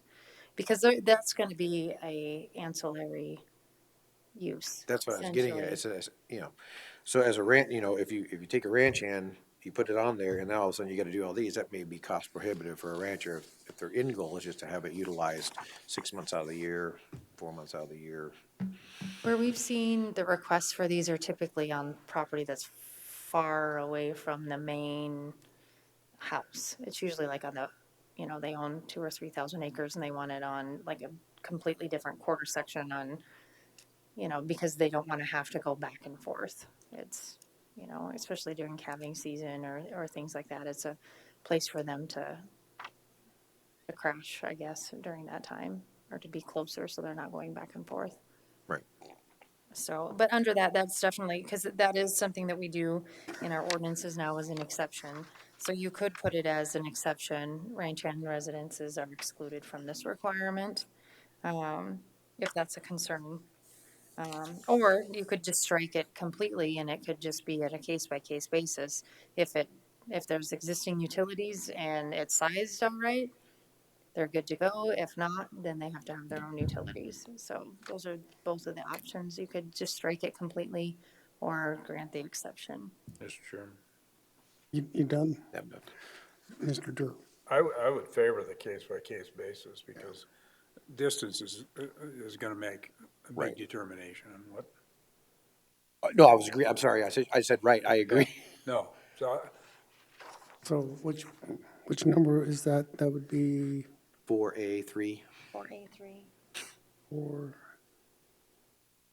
So Commissioner Drews, does that mean cutting it out and just letting it be a case by case, or you're saying just let it be what was your thought process on it? Well, does it have to say case by case? No, you could I just think strike it. Let's just strike it. yeah. I would just note, though, for the board's awareness, situational awareness, in certain areas, these efficiency dwellings are a use by right. So if you take it out completely, there are going to be no requirements for those places that have a use by right. So could it just say have or be connected to water and wastewater in accordance with section 200, because that's our general one that just says you have to be connected to water and sewer. Yeah.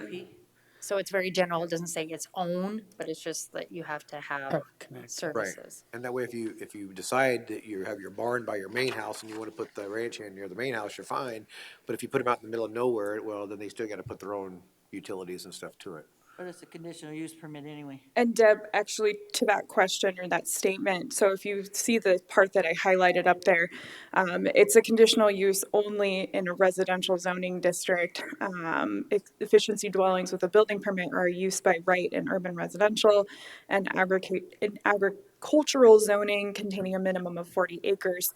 So depending on what this board decides that they want to do, if they want it all to be a conditional use, we can change it to that. And then we could take that out completely, and then it would be a case-by-case basis. The planning commission could decide in every instance whether they would want it or not.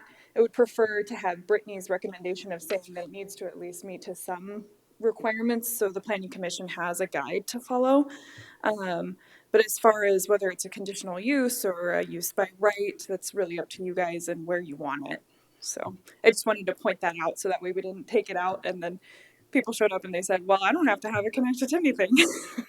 So Chairman, so Brittany, to me, you still have to have conditions, but the conditional use makes it so, we can do it in different areas or places that we think is appropriate, kind of like Gary said, that we could, don't take all the exceptions out of it, just put something in there, which is a CUP, I believe, that's my opinion, with still, your requirements. So that way we can, when we have to do a conditional use permit, there's gonna be certain conditions that they can meet and cannot meet with your conditions. And that probably is gonna determine on that CUP if they get it or not. Mr. Chair.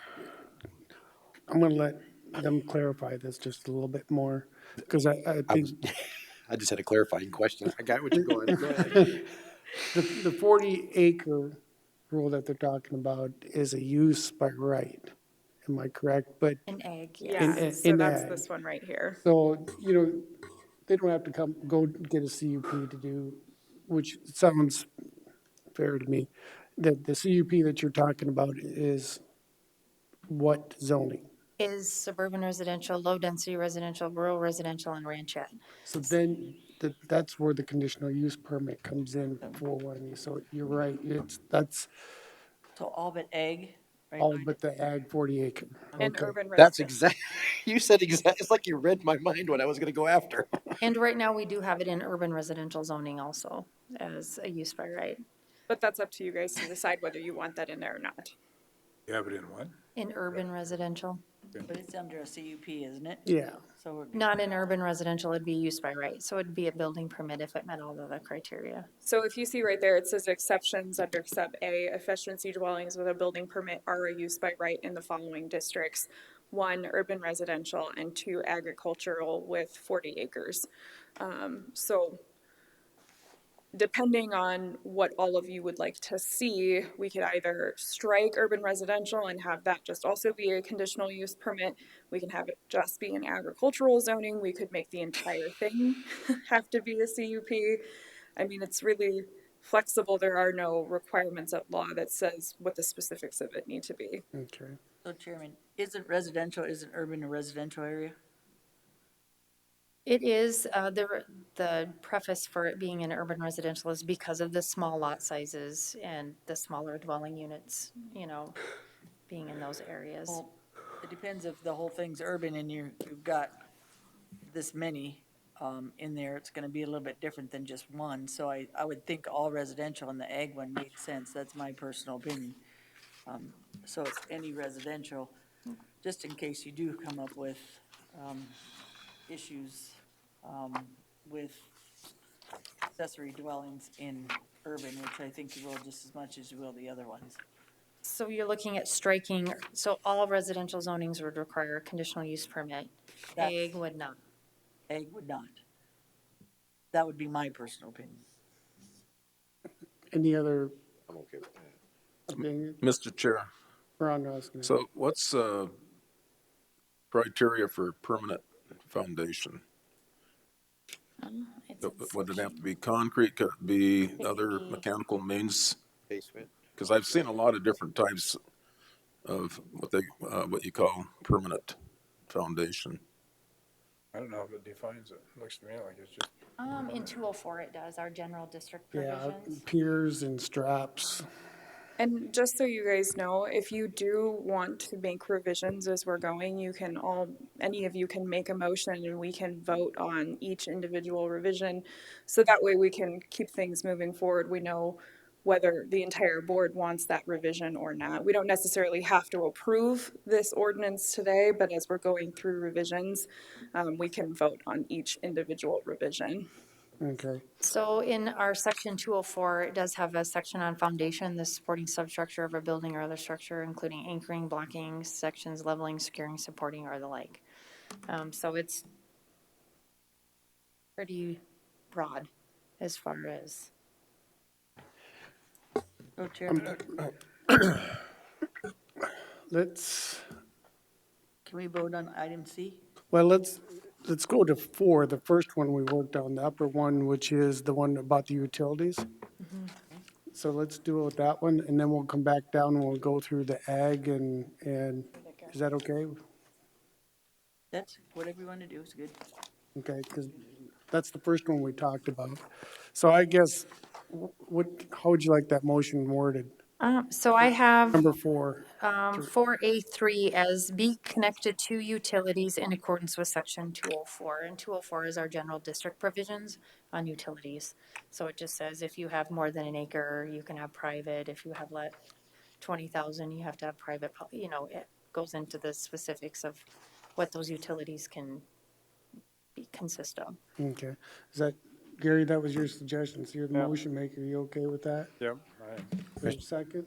I'd like to clarify a question on that one. For discussion. Second for discussion from Deb, go ahead. Brittany, so with that, does that mean, if that is next to a ranch home, they can actually just, run the electricity over to it? Or does it have to have its own specific meter on it? You know what I mean? Based on the wording and based on 204, I just want to make sure that 204 is not going to require, I mean, if they have water line, they can run over to it. If they have sewer line, they can run over to it. No, it's under L and M, and they're very general. It's more based on lot size, more so than actual, the sizing goes under 204. So we look at the number of bedrooms and the loading. We have multiple structures that are connected to one system. Okay. So the general district has to do with whether you can have public and private and the lot sizes. So it's very general. Okay, any further discussion? What exactly is the motion? Brittany will repeat it. Okay. The motion is to change section C4A3 to read, be connected to utilities in accordance with section 204 L and M. And I would add Pennington County zoning ordinance 204 L and M. I'll have to re-listen to it, but that's good. Thank you. You're gonna be able to get that? Okay. Any further discussion? Seeing none, all in favor, indicate by saying aye. Aye. Aye. Opposed, the motion carried. Now we come to the other one that we want to talk about. I guess I need some clarification. I understand where Deb's going. The urban residential, having a PUD on that, but she added ag in there. Is there two different types of ag that we're talking about? Because the ag was 40 acres that it's a right to use. 40 acres, you want that left out, Deb, or do you want just that urban residential? Nope, I think it's good and just take out I. I think their wording is good, except for I, just leave it in residential zoning districts. Efficient dwelling is a conditional use in residential zoning districts, and take out I, because urban would include it. If I'm correct, Brittany? And my recommendation would be to just have it be sub A exceptions. Efficiency dwellings with a building permit are a use by right in the following and then you would just put in Ag. agricultural zoning containing a minimum of 40 acres with the same property being taxed agriculture, and just have sub A be one sentence all on its own. Makes sense. And I think Brittany is writing down these recommendations so we can change the ordinance, so. So that'd be my motion. Mr. Chair. So Do we Brittany, gotta what was, Hold on, it's a motion. Is there a second? Second. Okay, second for the motion. Okay, so Rob. what was the reason for having urban residential in the first place? It was to allow the smaller dwellings on the smaller lot sizes, because urban residential has the smaller lot sizes. So if you wanted to have a community with the more tiny homes, you would just be able to have them as a use by right in that zoning district. So as time goes on and that becomes a conditional use, that's just going to be more time consuming for the commission making that determination? Well, so every time someone wanted to do an efficiency dwelling, they would have to get a conditional use permit. Either way. So it would have to go in front of the planning commission for approval. Okay. Mr. Chair. I got a question. Then I'll go back to you. I was just in Sioux Falls last week for a couple days, and then they have they're doing a veterans community, and that's what it is tiny homes. So that's kind of what you're talking about with the urban setting. And if somebody wanted to do a veteran center like they're doing, that's probably what the zoning would have been, was urban, because it's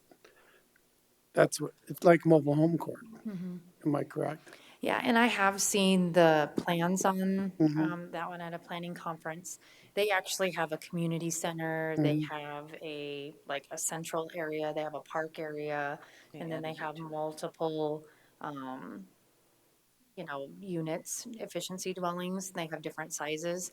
I'm not sure, I don't remember if they did it under a planned development type of zoning, or if it was an urban type residential zoning. I know they have one in Sioux Falls, they have one in St. Louis, and there's one other place. And I'm cautious and cutting some stuff out, but because if something like this comes forward in our community, I'd hate to have to do a PUD for our conditional use permit, for every unit, you know what I'm saying? But at that point, we'd have to go to a PUD overlay, right? correct. Okay.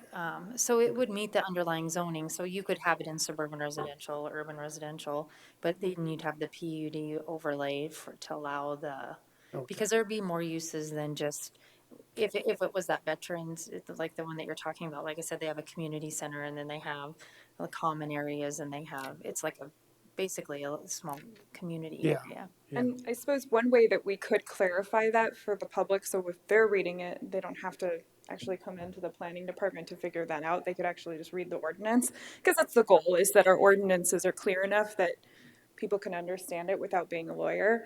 And I know sometimes that's difficult, but what we could do is, instead of it saying an efficiency dwelling is a conditional use in residential zoning districts, we could just say an efficiency dwelling is a conditional use, period. Get rid of the in residential zoning district, because that's pretty much everywhere else except for agriculture containing a minimum of 40 acres. And then what you could do is add tiny home communities require a PUD overlay pursuant to Pennington County zoning ordinance, blah, blah, blah. Would the motion maker be okay with something like that? Yes, if that works. The other thing is conditional use permits don't have to be forever. They can be in a year review, they can have a 3-year review, or upon complaint basis. So, bottom line is that way, if we decided, an urban And then you can always say, okay, we haven't had any problem in the last couple of years. They're gonna change the ordinance to say maybe even the other areas as well, so. I Um, kind of, And yes, the tiny, it makes sense. Because usually a lot of times on those, on PUDs, you have more than one use. You'll have a tiny home with a low density or something with it, so whatever works for the planning in order for people to understand better is good for me. Right, and moving forward too, just remember, when we change our comprehensive plan, we can always add zoning districts that allow these kinds of uses, so they can zone to them just to do these types of uses in the future. So when we go through, I mean, we have no limitations when we update our comprehensive plan, adding zoning districts that specifically allow these kinds of uses and these type of housing choices. So moving forward, we can address those in our comprehensive plan. Right now, we just don't have the tools outside of what we already have in this ordinance. But if they do become more of a desirable, we're not seeing issues with them, it might be more appropriate to have a zoning district that allows it. I mean, the city has a zoning district that's a mobile home district, and that's what they allow mobile homes in those districts. So, you know, there's a lot of options, you know, moving forward, depending upon what we see and how these, you know, what the requirements are for them, how many people are requesting them, you know, or any issues with them, so. Anybody else want to speak? I do have a follow-up. Well, not, Good. I just want to get clarification. So a ranchette also would need a CUP then as well? Yes. Okay. If the motion maker and the seconders are okay with what Megan had said, Yeah, that's what I said, we're good. okay, Yep, you're good. I'm good with it. Wants to add that. I'm okay with that. Okay. You might have to repeat what you. So the way that I would amend section C, it would say C requirements to conditional use. An efficiency dwelling unit is a conditional use, period. Strike in a residential zoning district, and then have sub A where it says exceptions. Efficiency dwellings with a building permit are a use by right in strike in the following districts, and put in agricultural zoning containing a minimum of 40 acres with the same property being taxed agriculture. And then you would add a sub B that would then say tiny home communities require a PUD overlay pursuant to Pennington County zoning ordinance. Section 216. Section 216. Okay. Thanks for clarifying that. That was very good. That was a good long motion I made. It's the benefit of having an attorney here. You know, I'm just going to make a comment. I'm willing for that compromise because I have the feeling we're going to go to like that. We're going to have areas like the veterans home centers like that, because you know these tiny homes are built, if not better than housing. I mean, our equalization director tried to tax them. Remember? So I mean, because they're not once they're put someplace, they don't haul them around. I mean, and if you can. I think with the PUD, you can actually plan them a little bit better and have some more input if we end up doing them, because we got a lot of residents in our community right now that are buying travel trailers to live in. So, I mean, I think it's something we need to look for in the future, so. Chairman, one more thing. I also see them as infills, because you might have infills in suburban residential in different areas. So that's why I'm saying that as a CUP, in suburban or lower density or whatever, that we might decide that there's an infill lot and there's 7,000 square feet or something, and we want to infill it, but we want to make sure that, it's capable of, having the driveway or whatever, not just have some building there sit between a bunch of houses, so that's done right, so. Any further discussion? Seeing none, all in favor of the motion indicate by saying aye. Aye. Aye. Opposed? Motion carries. So now we have two changes. What would we have? I have one additional suggestion, and this is up to you guys to decide if you want it, but it will make it easier for the planning department, would be to define tiny home community. And I think, Brittany, you could probably come up with a definition from the planning manual, the thing that you always get the definitions from. Be my motel. Just so that way the planning department can say, well, this is what a tiny home community is. Because if you just kind of leave it out there, well, what is that really? So you have a requirement, but it's not defined. So my suggestion would be to add some type of definition in our ordinance in 10, is it 101? Or 102? 103. Wherever the definitions are. And we can bring that ordinance to the board at a later date, but that would just be my suggestion to define what is a tiny home community, because I don't think that we have that ordinance up today, so. Yeah, I would suggest bring that at a later date, because I think we need some, probably do some little investigating on our own and so forth. Yeah. Because we've got, I mean, you know, I don't know, if Ron's would be probably, you know, Blue Lodge would be considered like a mobile home community, or there's, what's that one that sold down by Sheridan Lake that had, that we were going over? Horse Creek? Horse Creek. You know, I think there's, I think we need a little time so we can investigate that on our own. And some of the existing ones, they would all be grandfathered in, so long as they didn't change. And they'd have to meet our requirements for efficiency homes to begin with. But it's just a thought. It'll make things easier both for you guys and for the planning department, because then there's a clear, you know, this is the rule. Yeah, So, I think that there's some discussions that probably need to be. yeah.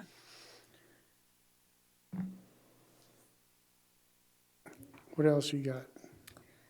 Just going through, I know that there was, I know there was some concerns about the criteria. So that was one. And then, on the park models, it says park models on a permanent foundation are allowed as an efficiency dwelling if the structure meets the criteria in 330C4, but I'm not sure park models meet the tiny home requirements. They have a separate, we'd have to look to see if they have a separate requirement, like mobile homes have the HUD standards. If park models have a different design build criteria than tiny homes. They do, but I don't know if it comes with certifications, and even some of this, I think even some of the tiny homes, are you saying that they're getting built and certified? No, but they do have, so there is International Residential Code, like Appendix Q addresses like the requirements. So some, they're built to this standard. I didn't know there was a difference. Well, I think, this is my thought, when we talk about park models, they're meant to be long-term, go through the winter, they're built to a standard. What that standard is more than one that's not. I mean, maybe the utilities have an underbelly on them and they're insulated and so forth, but you still got to skirt them, whereas the tiny homes, they're building them more like homes, so what the standard, there's got to be I'd want to know what the building standard is for them before they all have fuse boxes. That's a good point, to know the difference between the two, I guess. Mr. Chair, Ron, it's my understanding that when I've looked into the park models, that some park models end up in North Carolina and they're totally built different than the insulated packages that come Yep. to this area. I can't tell you the exact criteria, but there's a lot of differences depending what they're going to be used for and where they end up being located. yeah, I mean, you look at them, they got different sections of the country where they're insulated and made for, but their park models, the total intent for them is not to be moved as often as, I mean, they can be just like a mobile home, but the intent. So I just quickly Googled it. And the first thing that came up was park models are not tiny homes in that they are not designed for or intended for year-round living. Instead, they're built to the ANSI construction code for park models for seasonal occupancy. So that's just a very quick Technical advance. Yeah. Can't put them as tiny homes, right? Here, an accessory dwelling. I struggle. Chair, I just have two, not on Go the ahead. park model, if you don't mind me asking two clarifying questions on the criteria. So the first one, a separate closet. you know, sometimes they're putting the, under your bed, drawers, and to offer up more space for what they're doing. Oh, we're really gonna tell them not to have a closet? Because I can tell you, my homes and my bedrooms, we knocked out our closets because we put in those wall wardrobe type things, and that's what we use instead of a closet now. I mean, we don't have a tiny home, but I'm saying some people in the tiny home will want to have shelving with cabinets or drawers rather than a true closet. I mean, did we have to have that as a criteria? I mean, is that, I get exactly what you're talking about, because I don't know what they're called. I got a 1950 house that's got built-ins. Built-in drawers, and it doesn't have it does not have an open door closet. It's got the built-in drawers in the wall and maybe an open that you could consider a closet, but not. And we've been looking at a tiny home for a potential option, and I was seeing many of them without closets. That's why I'm asking. I was like, wait a minute, if I was to buy one of those, they wouldn't even meet the criteria. If you all do not want that in there, you can make a motion to strike it So, entirely. Chairman, I have a question. I think we're trying to get him his answer first. I just wanted to make Oh, sure you that did? if any of y'all really felt that that was like a necessity. I mean, some of this stuff makes sense, but to say that you have to have a closet to make it qualify as a tiny home, I'm just wondering, is that something we want to say that has to happen for consideration? We don't have to do it. I can make a motion in a minute and after we get some more conversation. We're kind of looking at, for people for affordable housing, that kind of thing these days. And park models, do they fit the design requirement and criteria of other restrictions? And if they do, if the park model does, then I believe they should be okay. That's my opinion, because they have all this criteria and stuff for tiny homes. Yeah, It looks they like have the the park models. criteria, but when you get into tiny homes, they have the masonite siding, shingled roof. They have a little, I mean, they're more of a home looking, whereas some park models are still metal sided. But if you look at them, like, remember the development that we had, Shannon had issues or whatever? They seem like some of those people were living in them all year round. They just made them so they fit the criteria, so they could live all year round. Does that make sense? I think you could. I think when we get into PUDs and where you want these at, aesthetics is probably more important. That, you know what I'm saying? You want it to match, like if it's on joint properties or even a community. Mobile home courts now, most mobile home courts now will not allow a mobile home on the property if it's metal sided or has metal roof. I mean, they're changing their criteria. That's why a lot of property owners, they're limited to where they can move those mobile homes. Park models, park models that I've seen out at Hart Ranch and so forth have sliding glass windows. They're more squared, but they're not the same thing as a tiny home that are sided with wood siding and shingled roofs and pitch. So here's a answer maybe. CUPs, so the conditional use permit, we could allow them if we decided that in the CUP that park model worked, if it fit the criteria and it fit in with the urban residential. Make sense? Yeah. Because it is CUP. Because I'll keep saying those park models look like the same to me as a tiny home, but you said they're not built the same or whatever, but when No. you look at them, they're very aesthetically, it looks very nice. In fact, the one, remember I was talking about the VRBOs or whatever in Montana and stuff, they have a lot of those park models and stuff up there that they're using, and they look very nice. Mr. Chair, Ron. so when you go to Arizona and you go into these 55 and older parks, that's what they are. They're park models. They're sided with vinyl. They're a pitch roof a gable roof with shingles, and they're lived in year round. And I think, you know, with the cost of a home here, we have to sit there and start looking at some options. And to me, that's a really good option if they meet certain criteria. I don't think you want, if you do that, to me, it should be in a park where they're all consistent. You don't want to intermix them with others. But if people buy into the fact that this is going to be my neighborhood, this is what I'm getting into, and they're consistent, I think it's a good way to go. putting one in a mobile home park, that might not work. Or putting one in between two stick-built homes, that might not work. But if you get a park that's been designed for park models and they're all consistent, I think that's gonna be the direction that we're gonna really have to be looking at going forward. Okay. I'm good with that. I was just throwing out, trying to make the difference that there is. And there, we could run into that problem in the future but, Mr. Chairman. Mr. Drews. So Brittany, does the international code, does it have criteria for like park models? Does it lay out the criteria? Because different manufacturers, I mean, the criteria is different by manufacturer. Jason, do you know it? Jason Fennison, Deputy Planning Director. So a park model is actually considered an RV. You have to register it like a vehicle. It's portable. It's on a chassis. It looks similar to a tiny home, but it's not a tiny home. Yeah. Well, that clarifies a little bit. So it's Chairman, not built to can the I same ask if standard. Gary, you done? But if they made it, Yeah. here's what did you say I could speak? Sorry. Gary finished. Okay. No, you can finish. I I'm apologize. done. I'm done. Okay, so that wasn't my intent. So Jason, can I ask you something? So if you look at park models, if you took the wheels off, because they took the wheels, like, remember that development that was out there? So they took the wheels off and they hooked it up to utilities and they hooked the plumbing and all that stuff.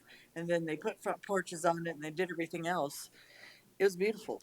I'll just tell you, they were really nice and they could have fit in, and to me, could have fit in with a tiny home just after they took the wheels and they didn't look like a RV anymore. Now, then there should be something that once you're a permanent dwelling, you're in a tiny home community, that kind of stuff, basically you're a tiny home, that hopefully Shannon can then do that accordingly because it's become on a permanent foundation and it's in a community of homes or whatever, however you do that. But I'll keep saying, when they took the wheels off and they put the skirting, you couldn't tell the difference between a tiny home or the other. So I would say the CUP would cover it. Yeah. Meaning you'd say, okay, tell us what that's gonna look like, show us the conditions, do you meet the criteria, and does it look like every other tiny home in there and you made it look, or you're gonna make it just look like the rest of them? Some of them. Right there is probably your description that you want. That's the ugliest one I've ever seen, but that's okay. Well, that's not the That park might not be model I finished. had envisioned, but Right. No, but they might not be finished because there's open wood and some different stuff, but. No, that- No, I'm talking about the writing on the right side of it. Yeah. When it talks Here. about the fire Oh, protection. I'm sorry.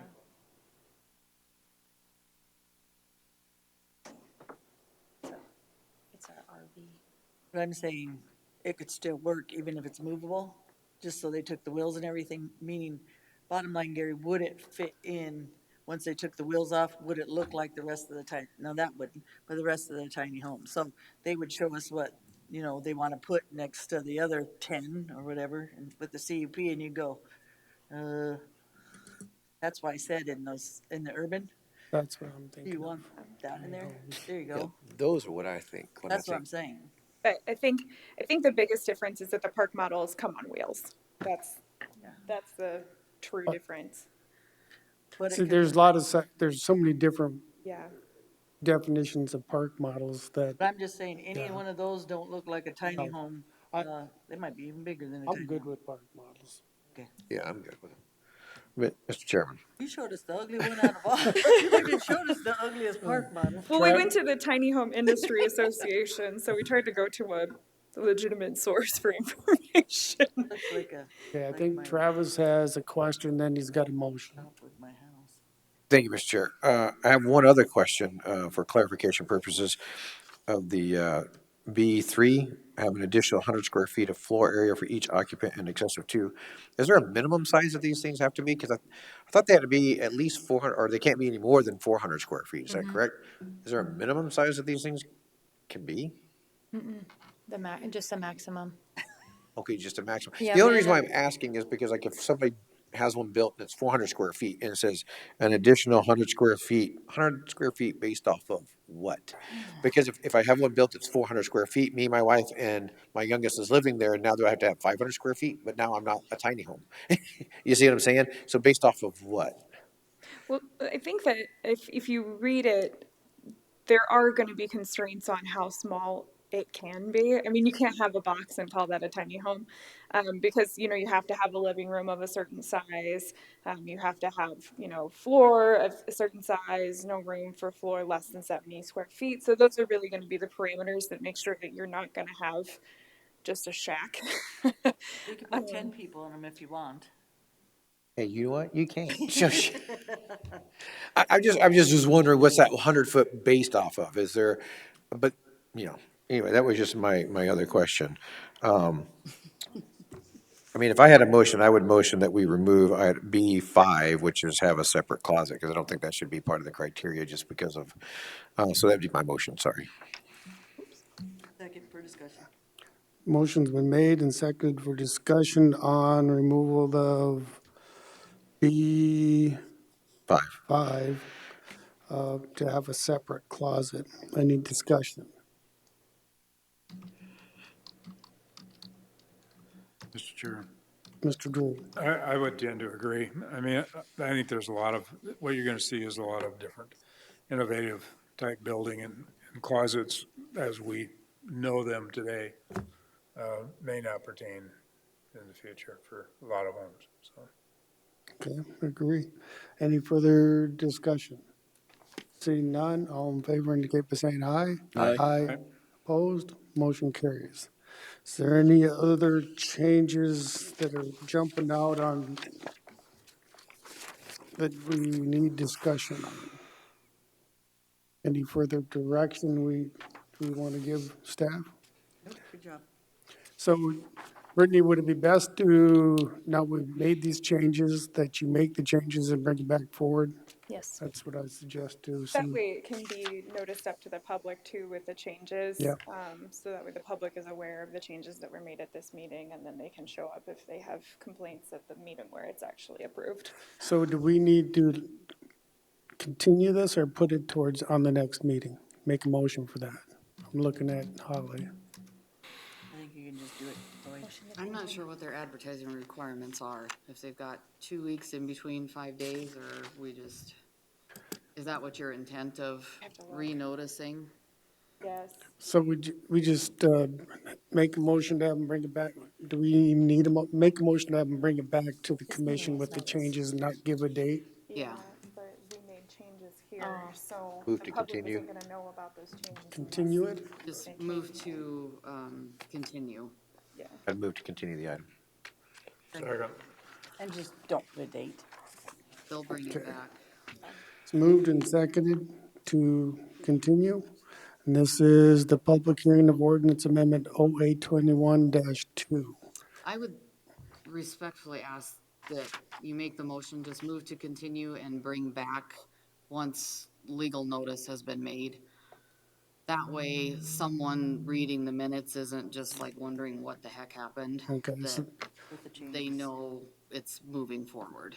And bring back when Second. changes have been made? When proper legal notice has been completed or. okay, the That'd be appropriate for the motioner as well. motion maker and seconder agreed with that.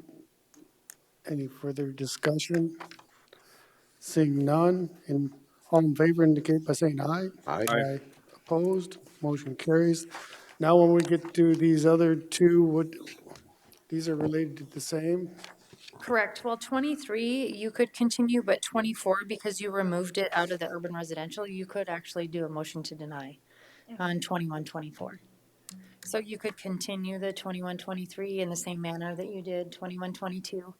And then 21, 24, you could make the motion to deny since you removed it from that zoning district. Okay, so item number 2, public hearing amendment 0821-23. I would look for a motion the same as the previous. So move.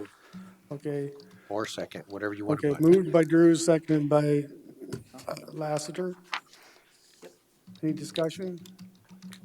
All in favor indicate by saying aye. Aye. Aye. Aye. Opposed? Chair? Oh, go ahead. Motion carries. I'd move to deny OA 21-24. Second. Moved by Lassiter, seconded by Hadcock to deny. That was the recommendation, right? To deny. Right, that was the use by right in urban residential. Get sure. Okay, so we have a motion and a second. Any discussion? Seeing none, all in favor indicate by saying aye. Aye. Aye. Opposed, motion carries. Next, we come to other items from consideration. Okay, Holly, I'm gonna need your help so I can this doodad. Do I just push the button? Little route. Oh, I have to probably actually open my laptop.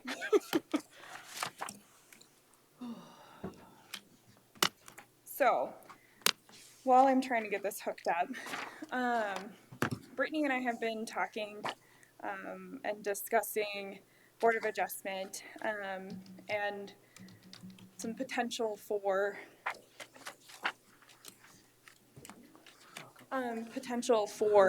changes.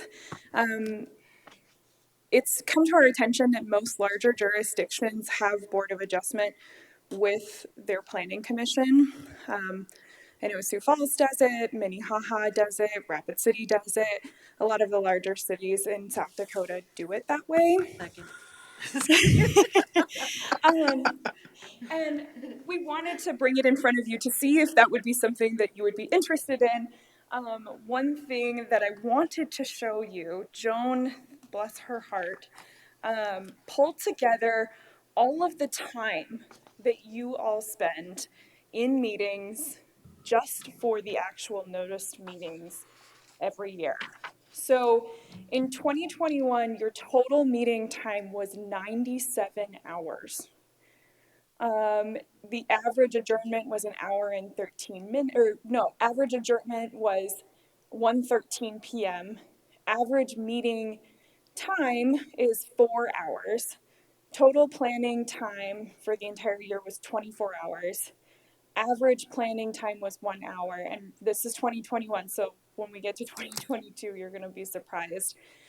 Variance time was 13 hours total. An average variance time per meeting was 34 minutes. So if you look at 2022, and this is only through May 17th, we're already at 50 hours, almost 51 hours of total meeting time. The average adjournment is over an hour later. Now we're averaging adjournment at around 2:40 p.m. Average meeting time is 5 hours and 38 minutes, so we're almost an hour and a half more, almost an hour and a half more than we were before in previous years. Total planning time, and this is just through May 17th, is 19 hours. Average planning has doubled, so we're spending 2 hours on planning. Variance time at this point is almost 4 hours, and average variance time is about 30 minutes. So that's stayed fairly stable. So Brittany and I had discussed the potential of, if the board was interested in giving that duty over to the Planning Commission, because you guys are so busy and you have so many things going on, and state statute does allow it. And that will give you all more time to focus on the bigger issues in the county, as opposed to these small things that take up a lot of your time. I mean, think this is just the meeting time. Think of all the time that you guys spend on this stuff outside of meetings. So having one less thing on your plate, I know that your guys' time is precious. And it was a way that Brittany and I had thought of maybe taking some stuff off of your plate. So you guys are really making the big decisions in the county, as opposed to, individual matters. And it'll give you guys the opportunity to say, yes, I'm your commissioner, but you also have the planning commission. They are the ones that are going to be making the decision on this item. Feel free to reach out to them.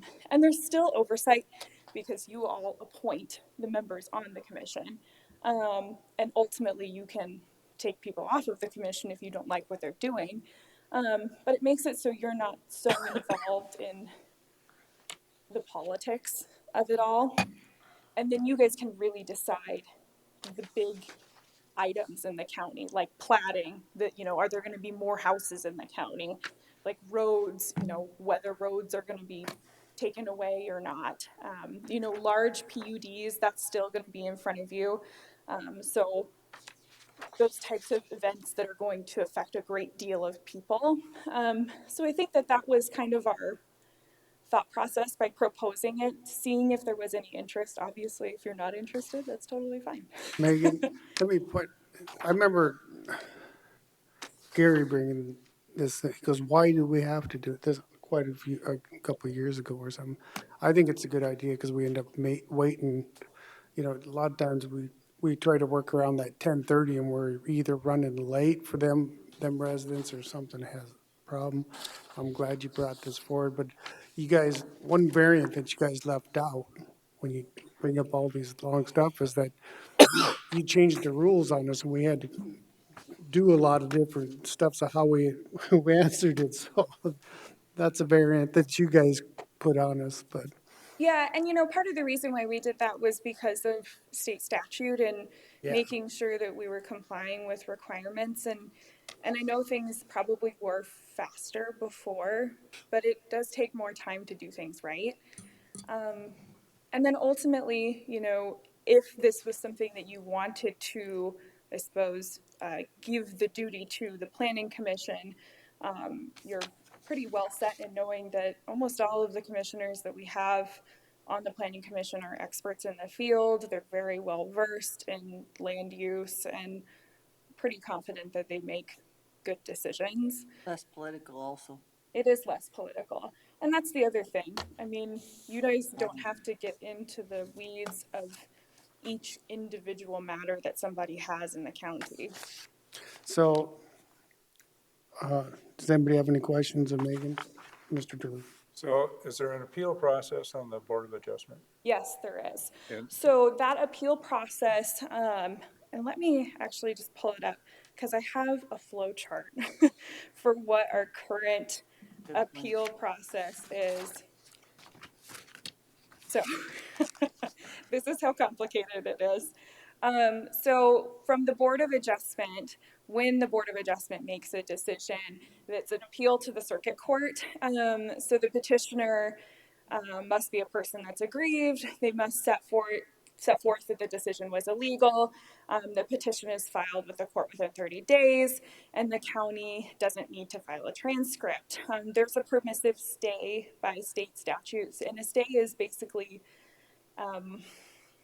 a party can ask for the decision not to go into effect while the litigation is pending.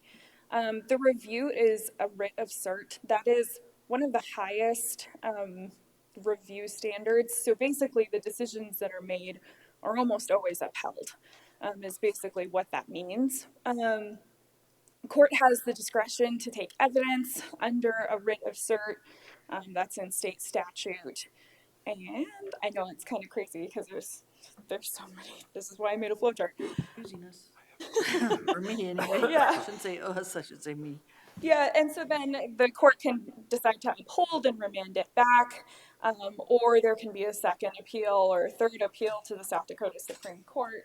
So it gets pretty complicated, but regardless of whether it's the Planning Commission that makes that decision, because if you gave that duty to the Planning Commission, they would have to do the same thing that you do when you go into Board of Adjustment.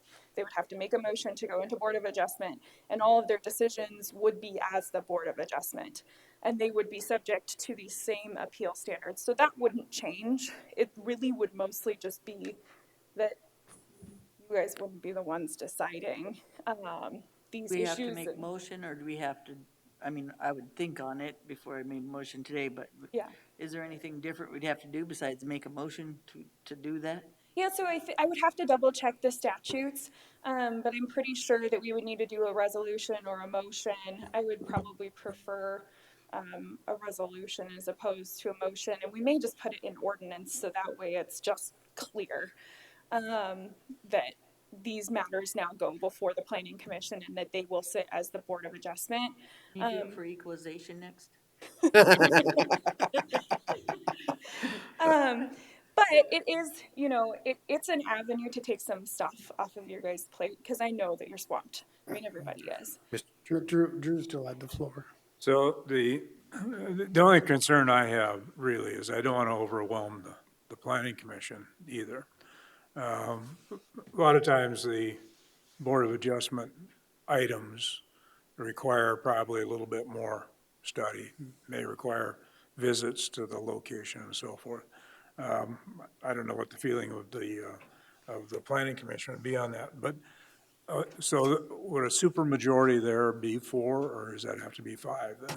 Brittany, we did the math. How much is it? It's 2/3 by state statute, so it's 5. It would take the 5. Yeah, because if you divide them by, there's 7 of them, right? If you divide the 7 of them by 2/3, it ends up, yeah, so if you round up, it would be 5. So my next question would be then, give me an idea how many times we don't have 7 in attendance. It happens a couple of times during the year. Okay, but not more than a couple of times? I wouldn't say so, Okay, no. okay, okay. They're almost always all here, and if any of them are gone, it's usually only one. That's a good point, Gary, Yeah. though, that you made about, if they want to take on that duty. I guess We that should would ask be 'em. something that we should maybe, that's a good point, Yeah. ask. Yeah. Okay, you get any more? I'm done. Last or, Mr. Megan, a quick question for you, and I'm following the flow chart here, okay? I'm military, I got flow chart experience, but my question is, so where it says planning commission, planning official, so would it go to the planning commission, and if it goes to if they go into board of adjustment and they make a decision, they can't appeal it to us, it has to go to the circuit court next, right? There's no appeal to us on that particular issue. So if they are sitting, and I think I've heard your question correctly, if they're sitting as the Board of Adjustment, it's an appeal to the circuit court. If they are sitting as the planning commission, which I actually need to probably revise Now you that. kind of get where I'm going, the planning commission, Yeah. and then it goes to the board of adjustment, that's the same people. And it kind of depends. So if you are sitting as the planning commission and they're making a decision on a CUP, which is usually the only final decisions that they make, that is a direct appeal to the circuit court. It does not go to the Board of Adjustment. That's something that I need to fix on there. Clearly, it's very complicated.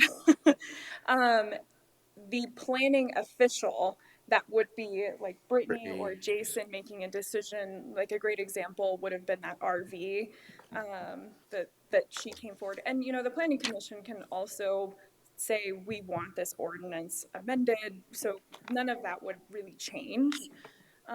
It would just be the body that's making the decision. So ultimately, like, if Brittany or Jason made a decision that a member of the public didn't like, and you had appointed the planning commission to be the Board of Adjustment, then the planning commission sitting as the Board of Adjustment would make that decision on the appeal pursuant to state statute. Make sense? Did I answer your question? So they could technically, I think so, so they could technically hear it twice, one is the planning commission, and then one is a.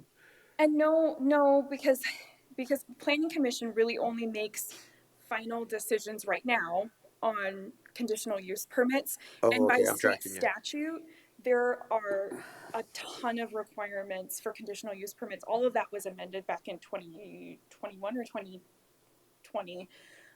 The state amended a ton of the requirements for appealing a conditional use permit. And so that would all fall under that. So The Board of Adjustment is final with the planning commission. They can't, Gary's question was, they can't appeal to us.